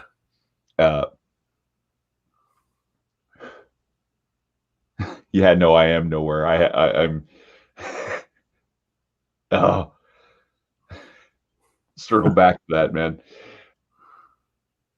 But yeah, okay. So the humans, the human troll hybrids, do we call them like Trumans or holes? Either's good, man. But Fae are notoriously witty to the point of being cruel. Yeah. Okay.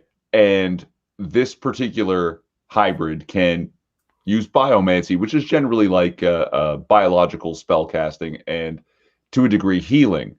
Yeah. But they use healing in the worst fucking way. Like, let's say, for example, that you once had a problem gallbladder, Craig. Yeah. And you have it removed. Yeah. Well, this hybrid can just point at you and heal your gallbladder back into place in the state it was in before the surgery. Oh, great. So complete with stones. Yes. So Nice. you had cancer, and had it removed, healed, and the cancer's back. Now, where this gets amazing, okay,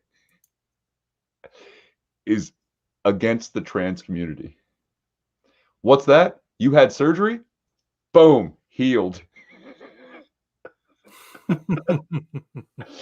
Now, okay, this particular hybrid also feeds off the ire of others. So the angrier they get about things, the more they can leech your magic points to cast more magic spells.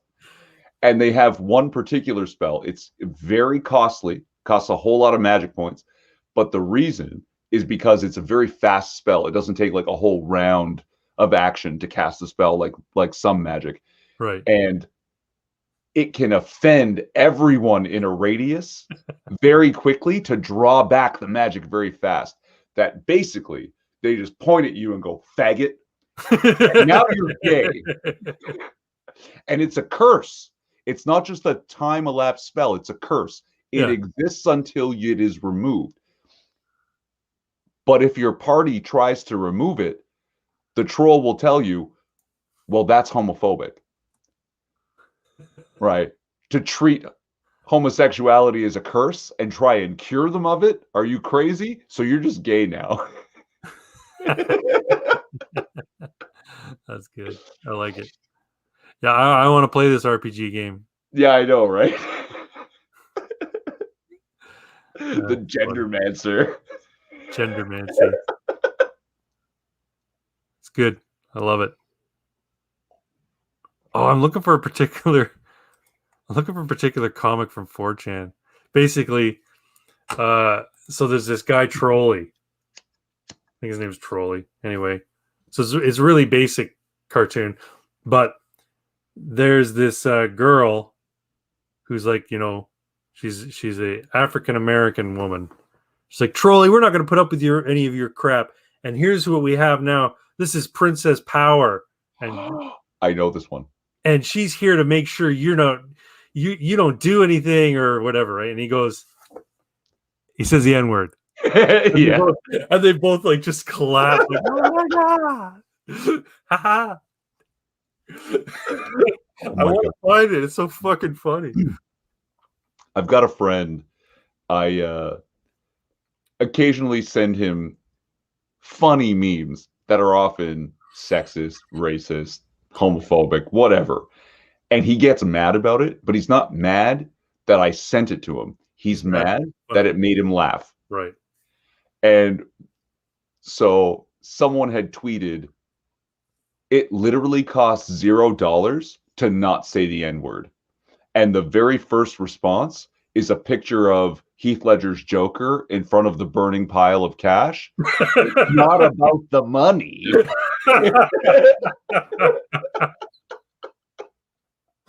Oh, it's fucking brilliant. Oh, shit. That's funny.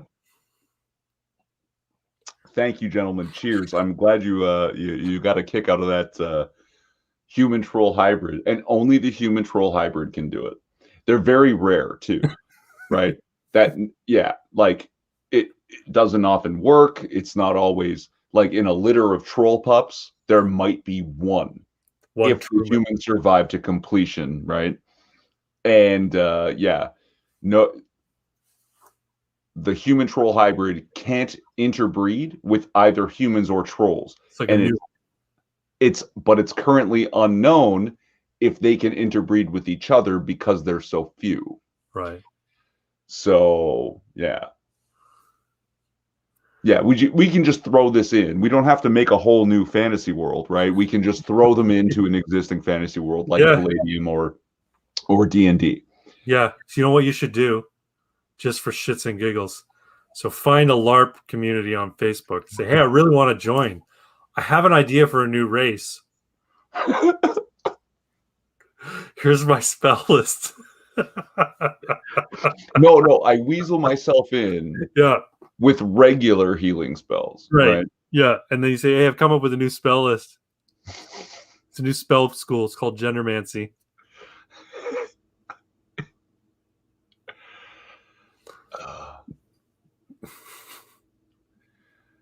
Your power word kill is faggot.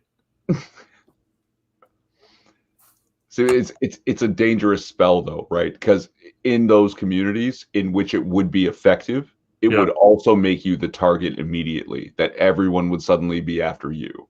Yeah. So, and I've got all this crazy like technical stuff for the game, and it doesn't exist. I don't know why I invented this. Like, magic users have a natural defense against being like siphoned for their magic, right?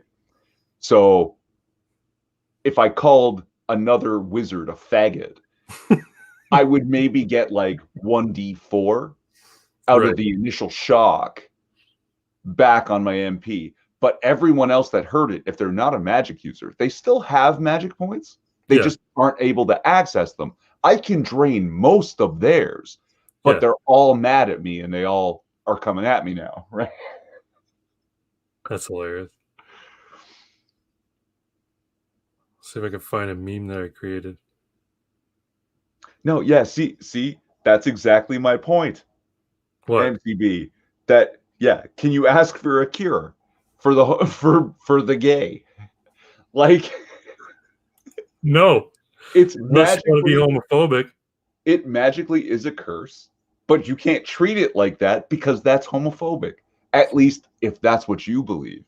That's right. Right. Yeah. You have to hold yourself to your own standards, don't you? Okay. Did you know that in 2020, more people died from sticking foreign objects in their behind than people were killed by AR-15s in the past 5 years? I did not know that. That's a good factoid. Faggots. Oh, damn, I can't find it. It looks like you're rolling a joint, to be honest, the way you're staring down there so intently. Is that your joint rolling face? The tongue goes out? I don't roll joints. I use a PAX 3. Is that like a rolling machine? No, it's a damn it, I can't find it. Oh well. No, it's a vaporizer. So basically I put the dry herb in and it vaporizes the THC. Oh, okay. I think I've heard of that. Yeah. PAX 3 is pretty cool. Let's ban butt plugs. How dare you? Why would you want to ban butt plugs?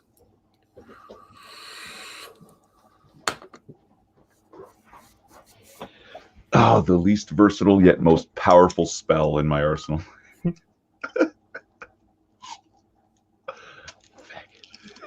Find images here. But like, can you imagine that? Poor trans woman just spent like the last 4 or 5 years dilating, and I just heal it. I heal it back to its original. Like,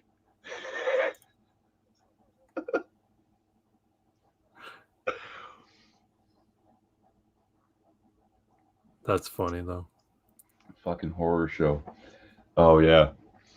Because the Fae are like that. Like, the more angry you get at their antics, the more fun they're having. And the troll being like somewhat a bad guy and the human having that kind of intellect, the cruelty level is off the charts. Yep. by using healing magic. Like this is again, in my mind, stroke of brilliance, which is why I can't help but think that I stole it from someone. No. It's all yours, man. I don't remember. I've never heard Gendermancy before.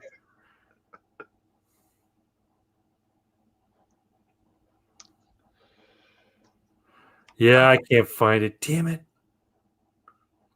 I made a meme and I can't find it now.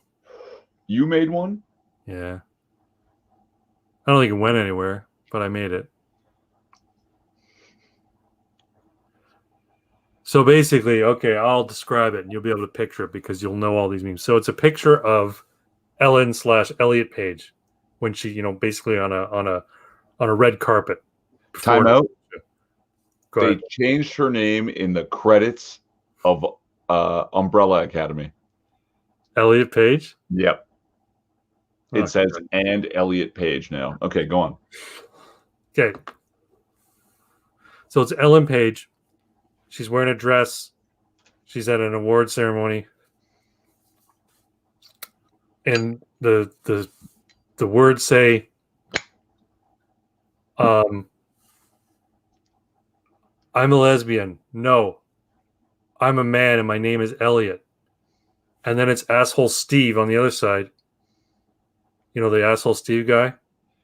With the hat. With the hat. And above him it says, nice tits, faggot.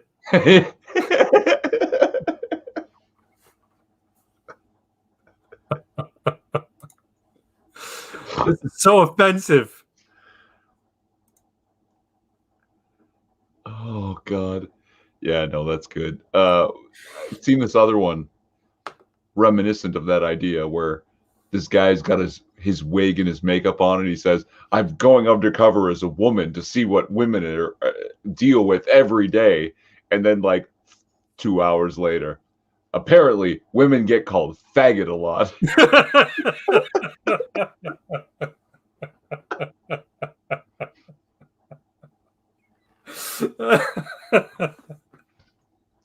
Oh, shit. Such a good word. Like it's so it's rough. Mm-hmm. Like, yeah. It doesn't matter if you're directing it at a gay person or not. People just don't like it. Yeah. But it's not about the money, you know?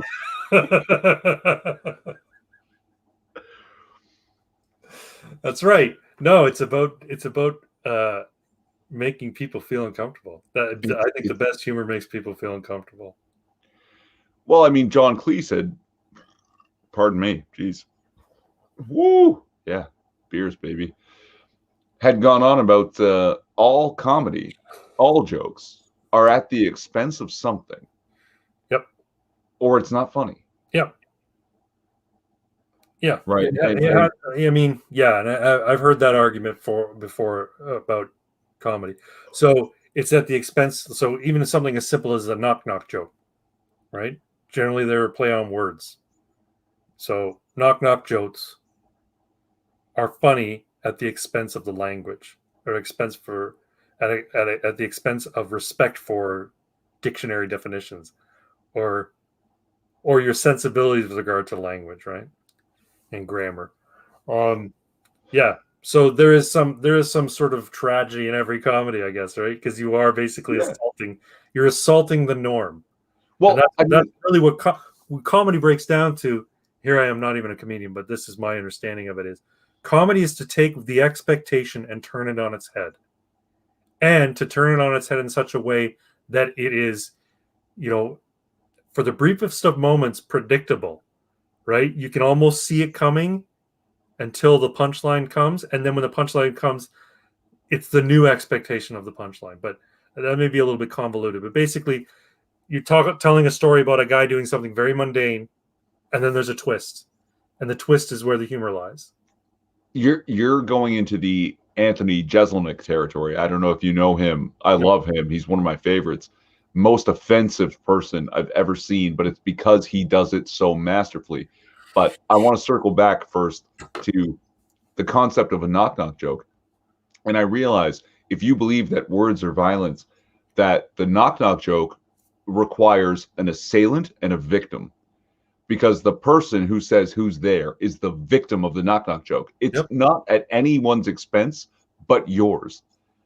You said who's there and it's over for you. That's right. Like but the thing is, you're not a victim because you're consenting. By saying who's there, you're consenting. Right? Because if I say to you, hey, Irving, knock knock. Fuck off. Yeah. I go knock on the next fucking door. Because when you say who's there, you're waiting to have you're waiting to groan. You want to groan. You want to go, oh, it's so fucking bad. Yeah. No, I know.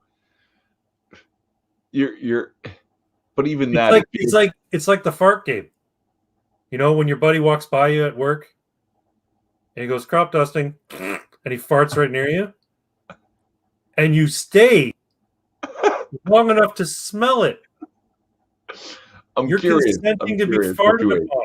You're consenting to be farted upon, because if a guy walks by and goes crop dusting and he farts and you stick around, you want to smell that fart.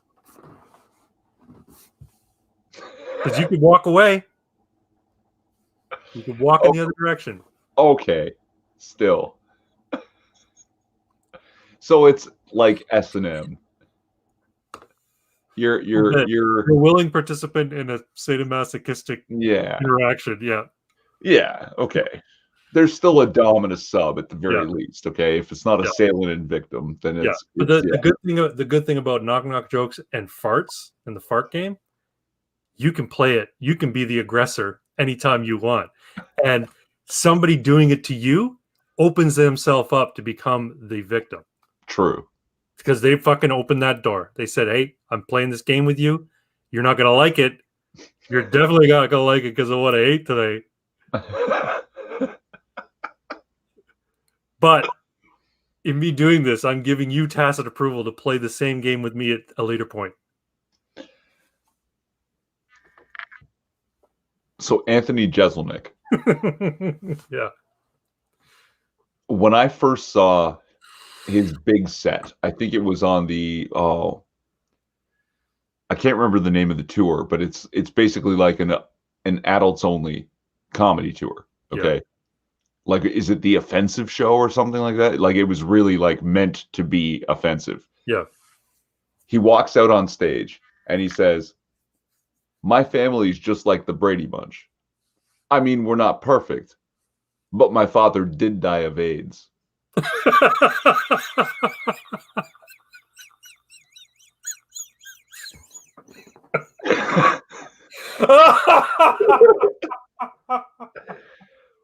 This is the greatest comedian I've ever seen, because he walks you one direction and then hucks this left.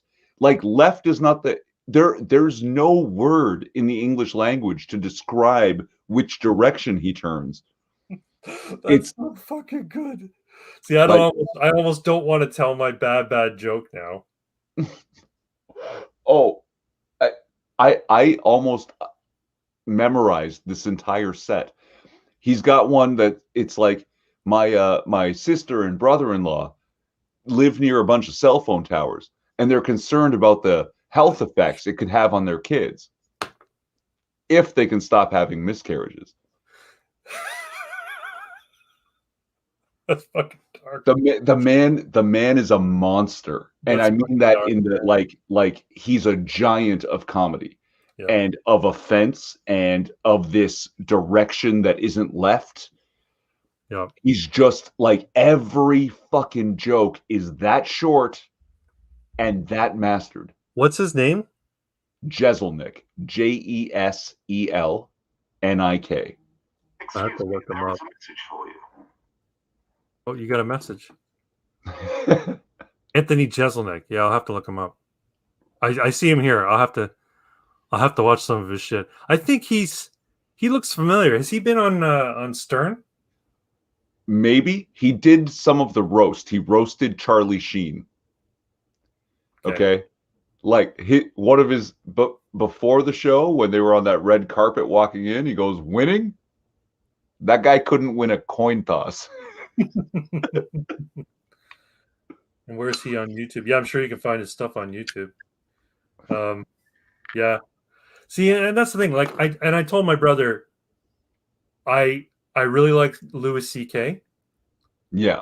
I really like Bill Burr. Oh, Bill Burr. I like Jim Gaffigan. I don't know enough of his stuff, but I kind of like Jim Gaffigan. I think Jim Jeffries is funny live, but he needs some new fucking material. I don't think he's funny when you're not watching him live. But because I've seen him live, and I saw Jim Jeffries and Abiogenesis have their problem, so I no longer like Jim Jeffries. Oh, I know what you're talking about. Yeah. I don't like Jim Jeffries' politics at all, and I think he's one of these comics that, you know, goes for low hanging fruit. You know what I mean? He's Seth Rogen. Yeah. Dude, I'm high. Weed, LMO, am I right? No, but I like those guys. I like Bill Burr. I like Louis C.K. And I like these guys because they're edgy. And they're not funny because they're edgy, but they're edgy. And they're funny when they are edgy. It's because they're good at it, not because they're their edgy. Edginess is smart. They're not just being blue for the sake of being blue, right? Their edginess is smart. Their edginess makes people who are uptight about shit, makes them think about shit. But my all-time favorite comedian, I think, is the funniest man who ever worked, and I may be biased here, Norm Macdonald, I think, is the funniest fucking comic in the world. Oh, you know why? Because he is so dry. That delivery is the vehicle for things that shouldn't be funny, and he makes them funny with his delivery. He's good at that. And he's a comedian's comedian. He makes jokes to make comedians laugh. Yeah. You ever you've seen him on Conan do the Moth, right? Oh fuck yes. The Moth is one of the best jokes. It's such a great delivery. It's so good. And then I remember him doing an interview with somebody, and the interviewer said, "So how did you come up with the Moth?" He's like, "What do you mean? I didn't come up with anything. It's just an old joke, and I had to fill 5 minutes, so I dragged it out." The old joke is a moth goes into a podiatrist's office, and he says, "Hey doc, I'm depressed." And the doctor says, "Well, you want a psychiatrist. This is a podiatrist." And the moth says, "I know." And the podiatrist says, "Well, why'd you come in here?" He says, "Well, your light was on." But he drags it out into like this 6-minute fucking story about a poor Russian family and this whole poor Russian guy. And and it's so fucking funny.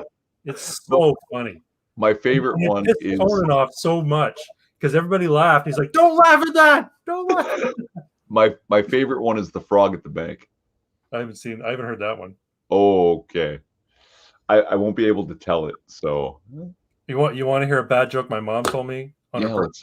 Of course. Okay, so you guys have to forgive me. This is a joke my mom told me on her 80th birthday. Okay. So this guy from Sweden. He's traveling across Europe. He's in England. And he finds a hill in North England that reminds him of home. And he's getting homesick because he's been traveling for a while. So he goes up on this hill to sort of try and, get connected with Sweden. And the feeling comes upon him to start yodeling, as all Swedes do. And starts yodeling, yodeling, that kind of stuff, right? He's up there for hours yodeling because it's making him connect with Sweden, and he gets taken away by the moment. But then the sun starts to set, and it starts to get cold, and he's not dressed for it. He didn't bring camping gear or anything like that. So he's like, "Oh, I gotta get out of here," right? So he sees there's a little farm just down at the bottom of the hill. So he goes there and he knocks on the door, and the farmer answers the door and he says, "Excuse me, sir. It's too cold for me to sleep out at night. Can I stay here in your home?" And the farmer says, "All right, you can stay here in my home, This is Ireland. It's not England. Let's just say it's Ireland. It's Scotland, maybe. Scotland. You can stay in my home. Oh, it's Scotland. Let's say it's Scotland. Yeah. I can't. I always fuck up my accents. Anyway, all right, you can stay in my home, but no messing around with my daughter. He goes, oh, of course, I won't mess with your daughter. So he brings the Swede into his home. They have a nice meal. He spends the night, and then he's up at the crack of dawn, and he busts his way out the house, and he can't help himself. He goes back up that hill to yodel again. Right? Well, the farmer wakes up, and he knows that this Swede was messing with his daughter. So he heard something or whatever, but he knows he's messed with his daughter. So he gets out of the house and he marches up the hill. And he goes, Swede, I told you not to mess with my daughter. Now you're going to get it. I told you not to mess with my daughter, and you mess with my daughter. And the Swede says, your old lady too. That's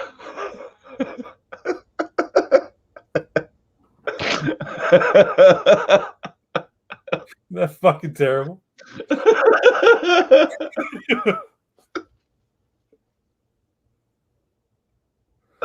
Oh shit! Oh, but you see how it has to come at the expense of someone, right? Right. That's right. That's right. Someone has to get the short end of this stick to make it a joke. Yep. And I'm sorry for my English, Scottish, Irish accent. I didn't prepare. Yeah, you were. Scotland, Ireland, what's the fucking difference? Not as bad as the guy I used to know who's English. Like his English accent would start well and then degenerate into mildly retarded. Yeah. Like, oh, good evening, ma'am. How are we all doing today? Yeah. He goes from being a proper Londoner to being a fucking Cockney asshole. Yeah. To being like Down syndrome. Down syndrome. You know what's funny? Because I play D&D a lot, Dungeon Master, and when I Dungeon Master, I do different voices for the NPCs, and I always like resort to English and the ones that I can do typically. Irish, funnily enough, if you do Irish wrong, it can sound Jamaican. I swear, it can slip into Jamaican so fucking easily. It's not even funny. It can. And I don't know how many Newfies you know. My dad's part Newfie, so that makes right. Yeah. There you go.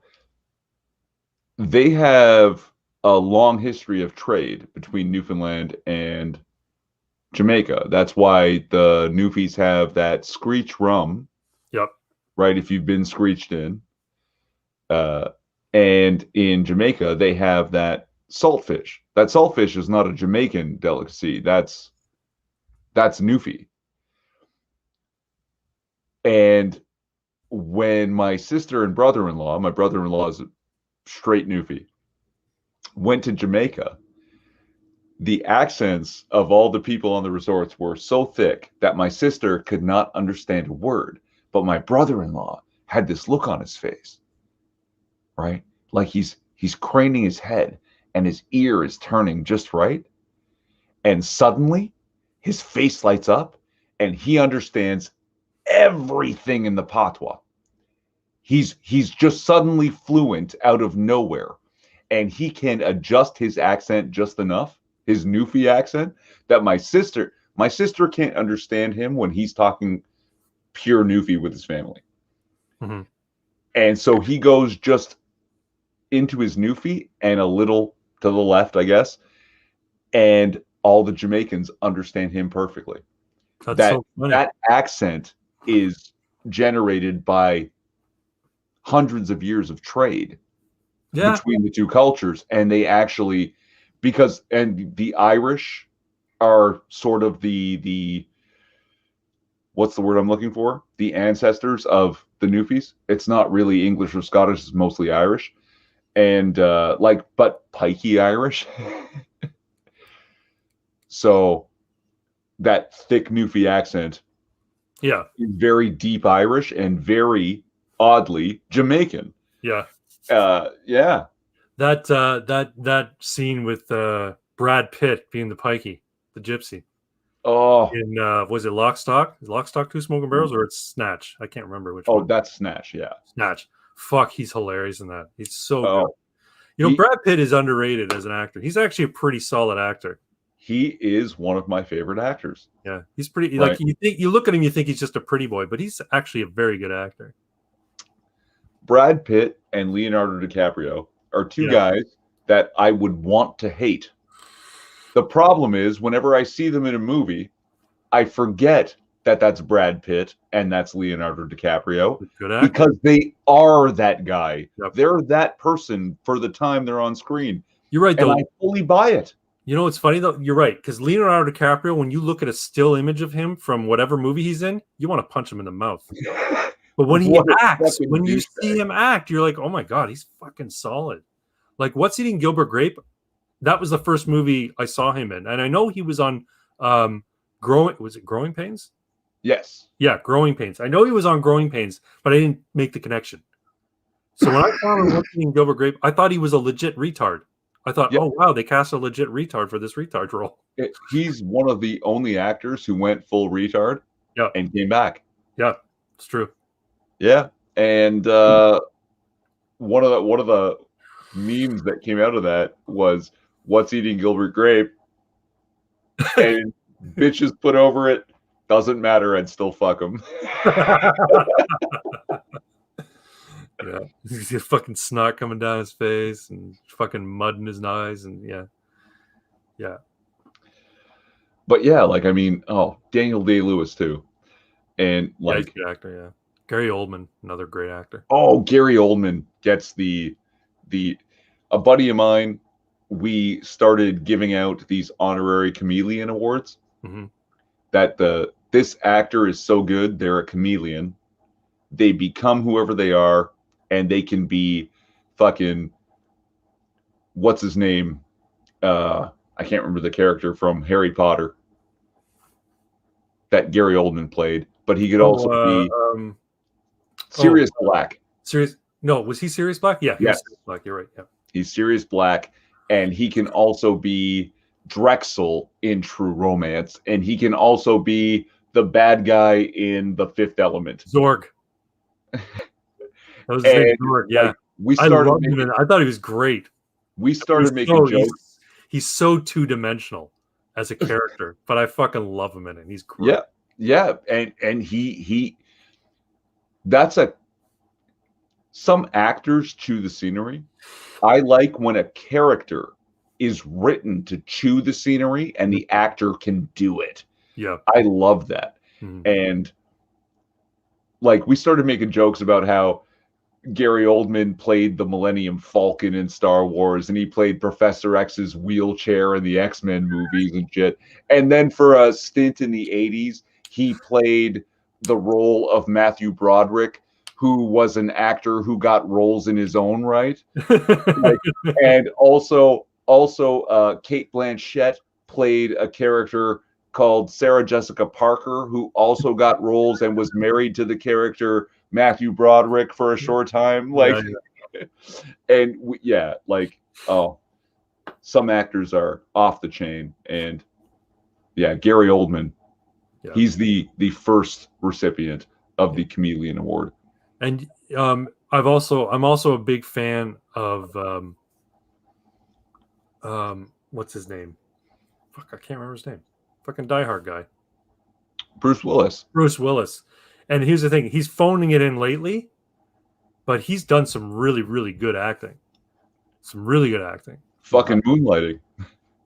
Okay, I'll give you that. He's typecast because he's a large white dude who can pass as any cop, any PI, any security guard. Yeah.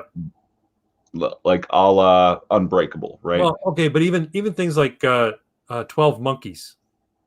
Oh, yeah. Oh, he's got scenes in that where he's like, you're like, holy fuck, I'm feeling what he's feeling right now. And I'm like, wow, that's like really, really strong. And having a Brad Pitt to play against there. Those guys. Yeah. Now he chewed the scenery in that movie. Did he ever chew the scenery in that movie? But the character was a scenery chewing character, and he just let loose. Like, it's so good. Oh, good stuff. Yeah, no, it's great Great If movies. if they're going to make a movie of you, who would you want to play you? Jeez. At this point, right now, Yeah. you know what? Just having seen him recently, and I'm starting to think it's similar enough. We have like sort of longish faces, not broad chins and dark hair. Jim Caviezel. There you go. I think Jim Caviezel could pass for me. I think, and the reason I think this is because of a particular scene in a particular movie that I went and saw with some friends, and they saw that scene, and they go, "Oh my God, Greg, that's you." Before I had the mustache and stuff, Hugh Grant. There's a scene in 9 months. 9 months? No, 4 Weddings and a Funeral. There's a scene in 4 Weddings and a Funeral. He's like sneaking out a window, and the moonlight is hitting him just right. And I used to wear glasses that were very similar to his. And my friends are sitting there going, "Holy fuck, Craig! In that scene, he looks exactly like you." Yeah, no, I'm like, he kind of does. You're right. And he's like, yeah. And I'm like, so yeah, Hugh Grant would be that. And the funny thing is, when I got introduced to my wife, my buddy, who saw that movie with me, he said, "Oh, you'll like Craig. He looks like Hugh Grant." And I didn't look bought it. Yeah, well, it's like, Hugh Grant. I like Hugh Grant. I didn't look like Hugh Grant, except in that one scene with that one particular lighting. But no, you know what? No. I see it. As soon as you said it, I see it. Yeah. he was great in that The Gentleman with Matthew McConaughey. Oh, fuck yes. Yeah. And see, he was chewing the scenery in that. But he did it well. Oh, yeah. He did so it well. good. And it helped the fact that everybody in that movie was so much larger than life. Matthew McConaughey was great in that. Yeah. Oh, yeah. And even is that Channing Tatum? In that one? Is he putting on a bad English accent? Could have been. I'm not sure. I don't remember. Channing Tatum could be. Gilbert Gottfried. That's who would be you, Delta Male, if they were making a movie of your life, Gilbert Gottfried.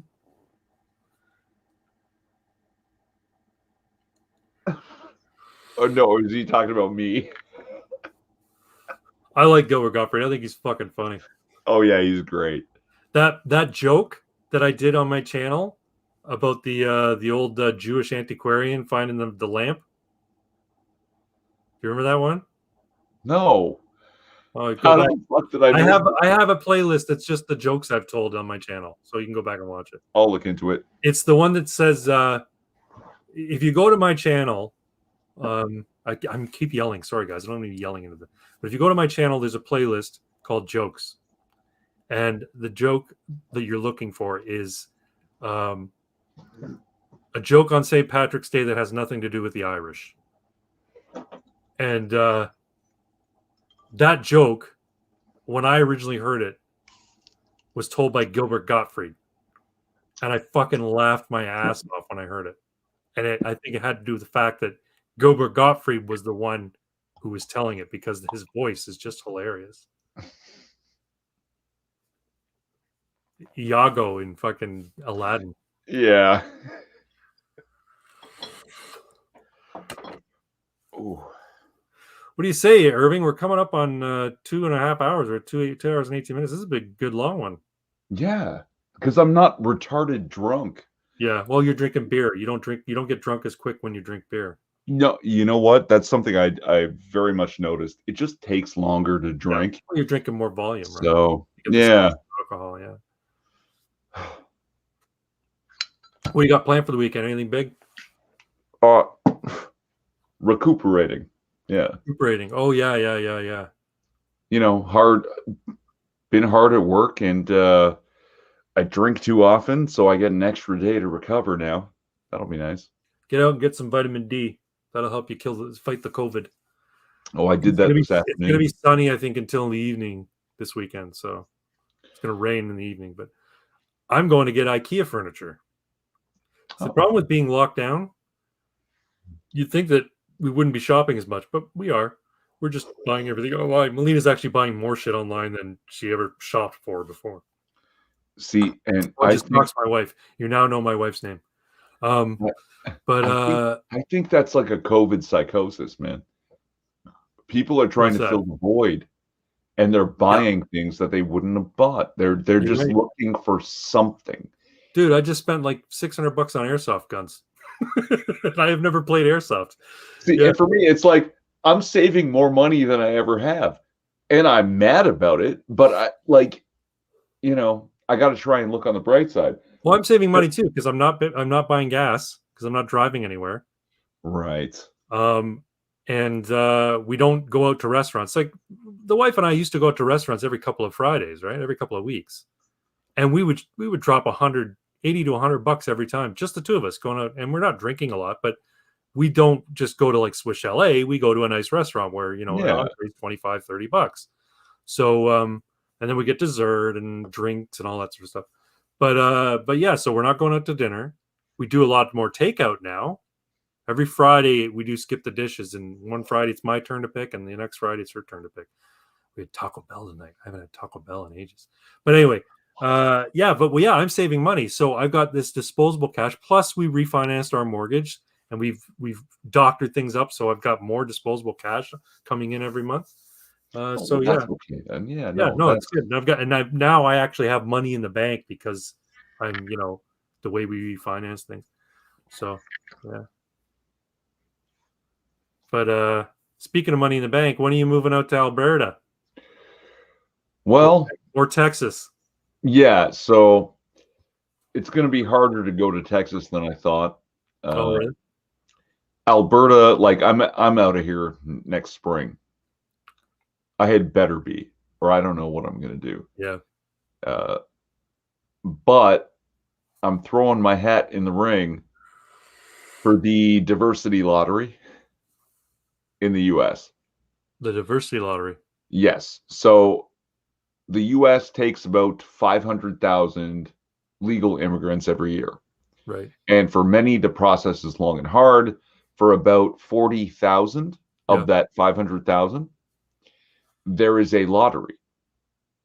You just put your name in, and if your name gets drawn, you get a green card. So you can just go to the U.S. And it doesn't, as long as you pass like the rudimentary background check, you don't have a criminal record, that kind of stuff, you get in. But it's like instant green card. So I'm getting in on that lottery.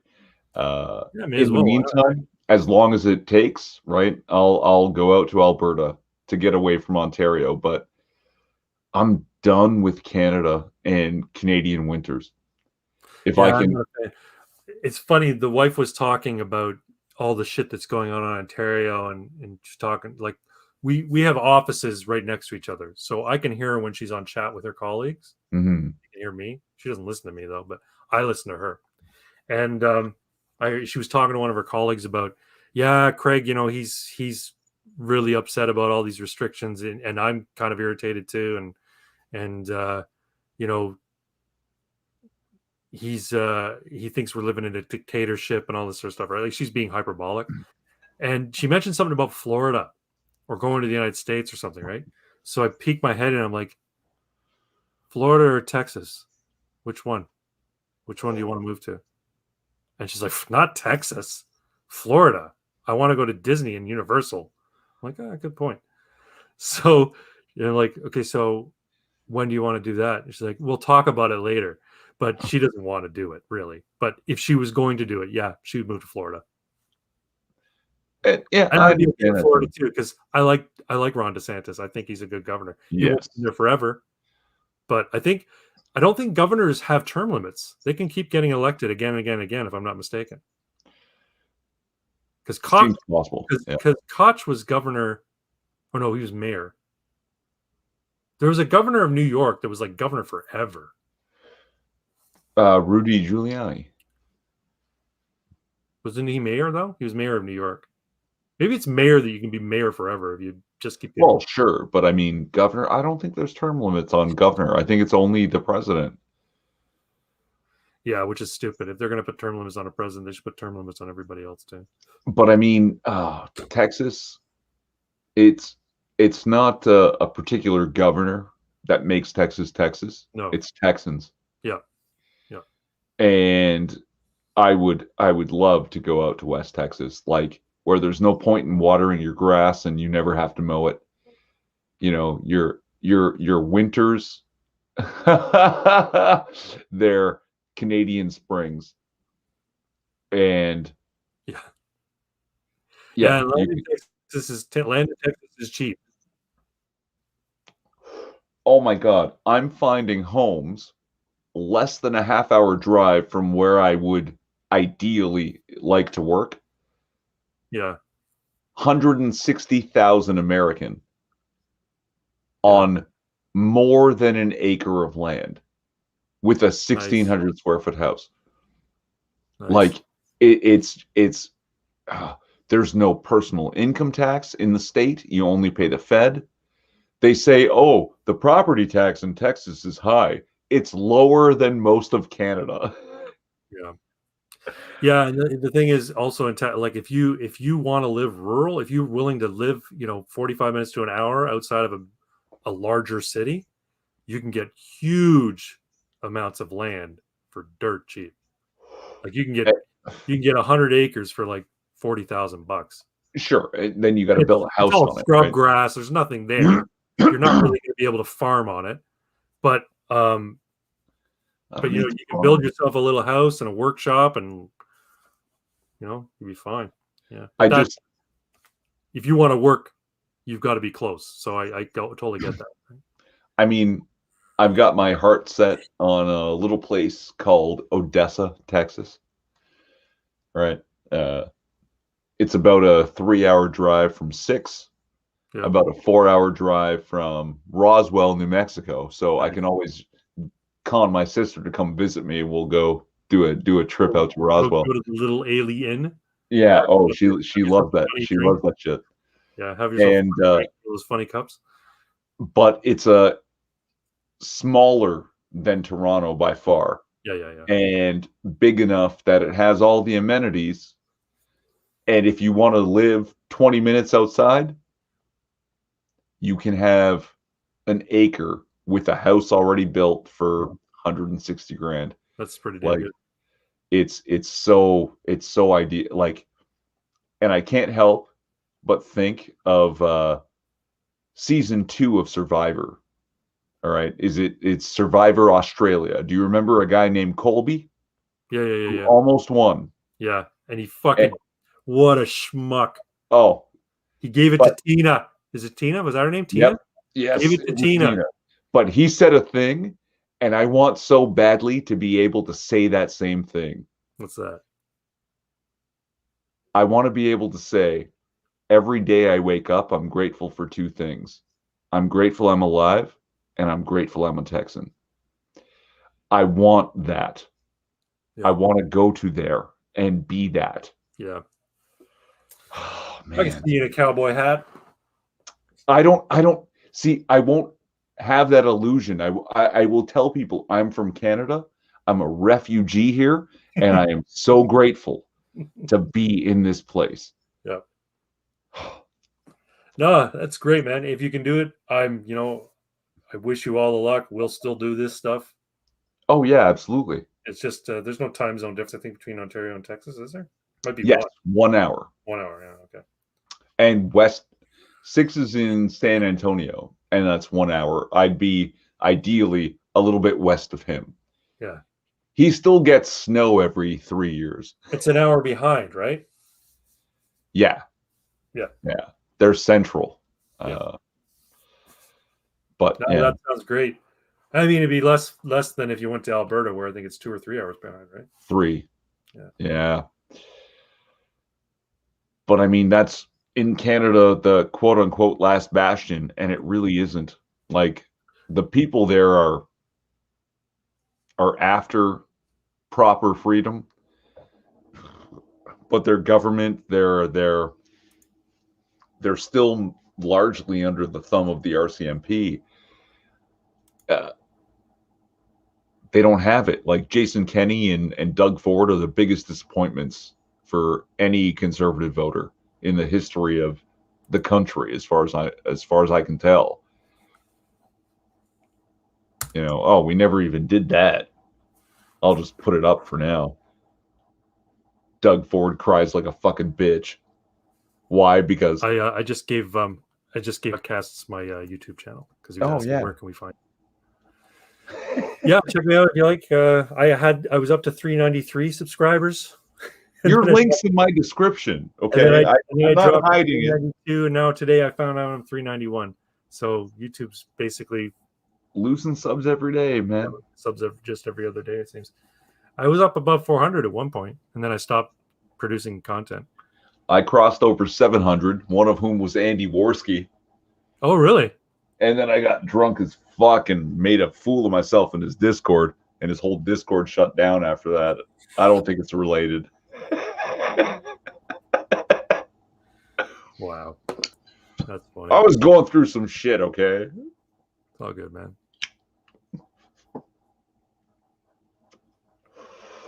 But, yeah, no, I mean, Doug fucking Ford. Oh. See, I haven't seen him cry like a bitch. Where did he cry like a bitch? He basically came out and said, okay, here, let me see if I can pop this up while I'm at this level of drunk. You know, Ford apologizes after public backlash to enhanced police powers and playground closures, and he showed up 15 minutes late to his apology and then choked up and was sort of crying while not actually walking back the police powers, just saying, oh, you know, we moved too quickly on this. It's like, no, you made a wrong move. Yeah. You did a bad. This is the guy who campaigned on Ontario is open for business, and the next thing you know, everything is shut down, and there's no end in sight. There's no light at the end of this tunnel. It's just a pitch black fucking tunnel in which that he has control. Yep. And I don't know the truth of this, but there's been claims that before COVID, Doug Ford's net worth was around $3 million, and now it's closer to $50 million. So why would he change anything that's benefiting himself? You know, well, here's the thing. You know all about his brother's issues, right? And as far as I'm concerned, that was the good Ford. It's true, eh? I think that, like his brother, someone's got dirt on him, and he's now basically a puppet on strings. Come out and say it. Come out and fucking say it. You're from Rexdale. This man lives in my riding. He went to high school in my riding. These motherfuckers cut their teeth and sold drugs and got money and then invested in legit businesses. No, I think it's probably something worse than that. I think it's probably worse than, you know, his history selling drugs or what have you. I think it's, you know, it's not a matter of him smoking crack with a couple of thugs. I think he's, you know, he's done something even more despicable. I think it could be even something, you know, close to Pizzagate kind of stuff. I don't want to think that about him without any kind of evidence, but yeah, no, I know. I'll say this. It's just suspicion. I assume anybody in politics is dirty. Unfortunately, yeah, that tracks. Yeah. And I mean that extends to Trump, but he's not dirty because of politics. He's dirty because of the way he ran his businesses back before he went into politics. Sure. I think Trump is a genuine patriot, and when he said he wanted to fix America, make America great again, so to speak, and you know things have been going wrong for a long time, and I felt I needed to do this.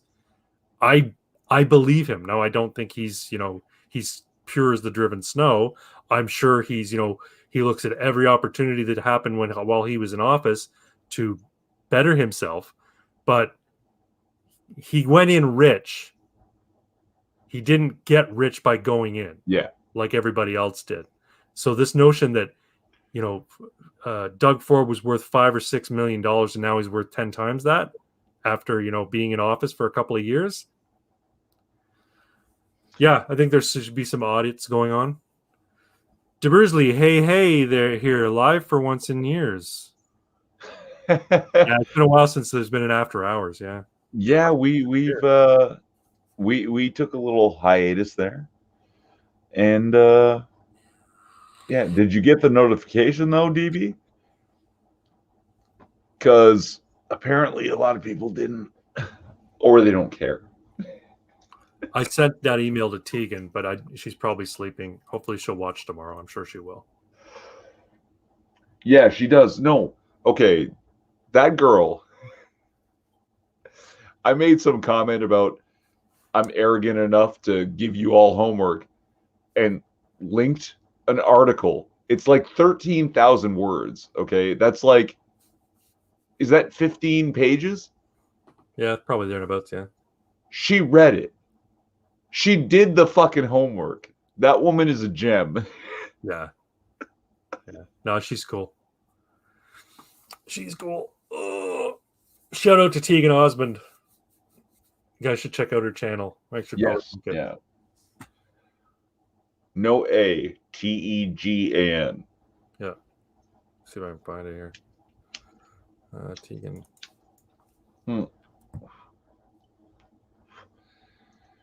But where were we? Doug Ford.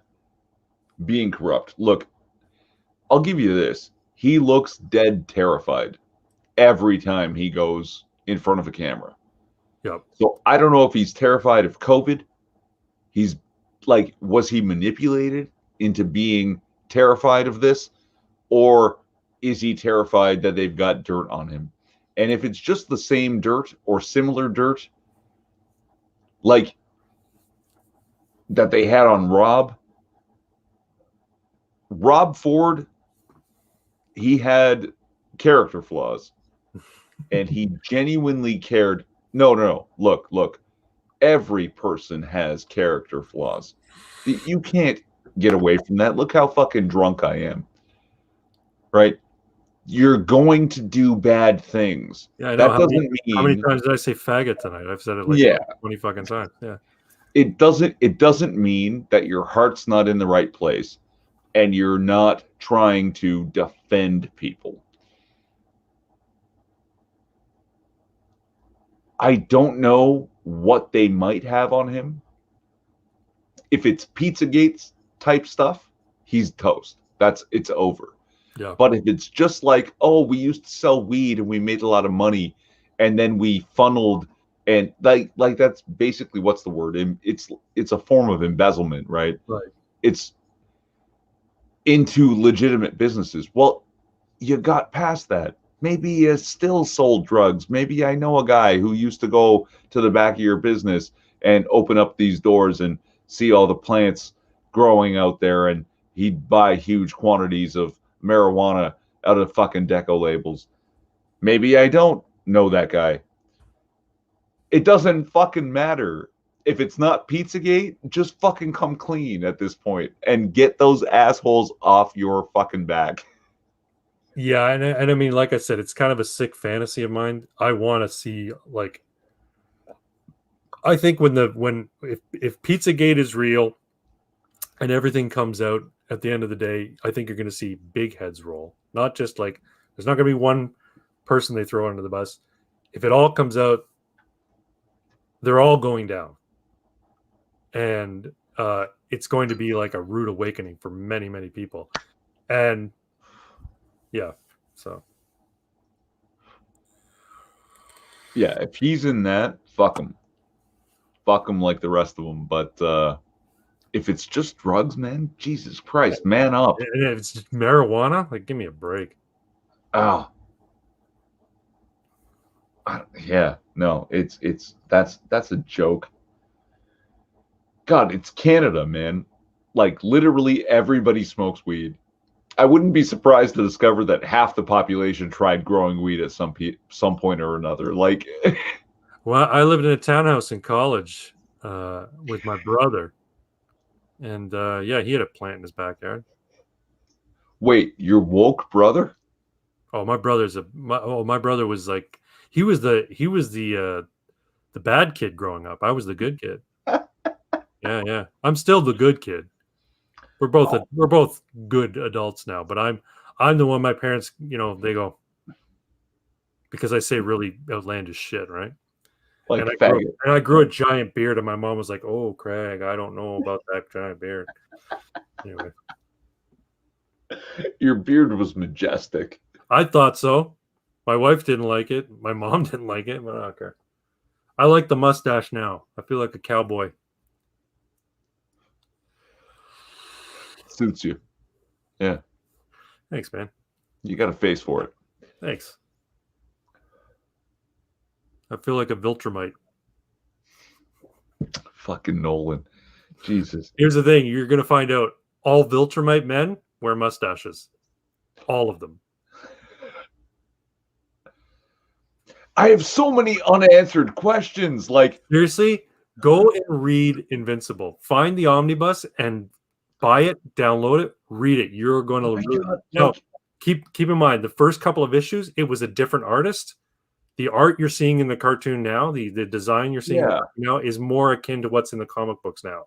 But the original art was not so great. It was okay, but it wasn't as good as it is now. I mean, but it was it's such a good series. I think it's better than The Walking Dead. We're pushing the end of the stream here, so spoiler alert to anyone still watching. We're talking about Invincible, and I'm gonna spoil some shit. So if that's the end of your night, thanks for coming, guys. But I've got to talk about this. Give them 1, 2, 3. I'm going forward. Are Viltrumites all crazy? Are they a villainous people? Is it like the Saiyans where they send out their young to soften up other planets for conquering later? Does he simply believe himself the king and he wasn't happy about, these what's the word I'm looking for the people of the court showing off? Did they outshine the master for a moment and he just had to be rid of them? What is he losing his mind? Is he just fucking crazy? We saw his son on more than one occasion not be more powerful when he's angry, but maybe just be willing to be more violent when he's angry. Yeah. Nolan went to another planet and said, Earth isn't yours. But then whose does he think it is?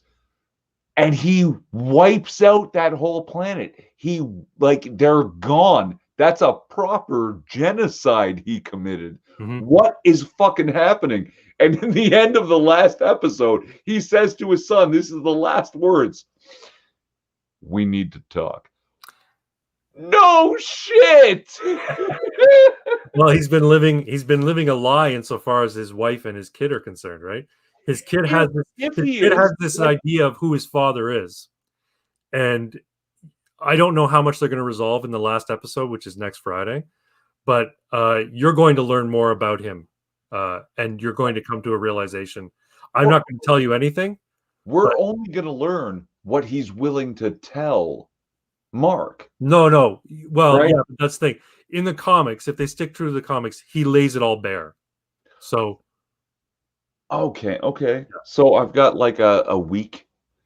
Yeah. It seems to come out maybe Thursday. Thursday is when I watch it. Maybe. I watched it Friday. I thought it was Fridays it was coming out, but I watch it Friday. No, I was on Prime and I saw it on Thursday. I was like, oh, it's out. Was it after midnight that you started watching it? Nope. Oh, okay. Oh yeah. So yeah, it was. Well, maybe next week I'll try and catch it earlier because I've been liking the Friday because the wife and I watched Falcon and Winter Soldier, and then I watch Invincible. She's not really interested, but yeah. If you folks haven't checked it out, it's on Amazon Prime, like the Prime Video, and it's an animated series by for Prime, and it's created by Robert Kirkman, who created The Walking Dead. It's his Cape story. It's his story about superhumans, and it's solid. It's a solid book, and the animated series has hit all the right notes. It's off the chain. There's not a lot of things that hurt me in a visceral way. Like that I feel a little nauseous. Yeah, And, yeah.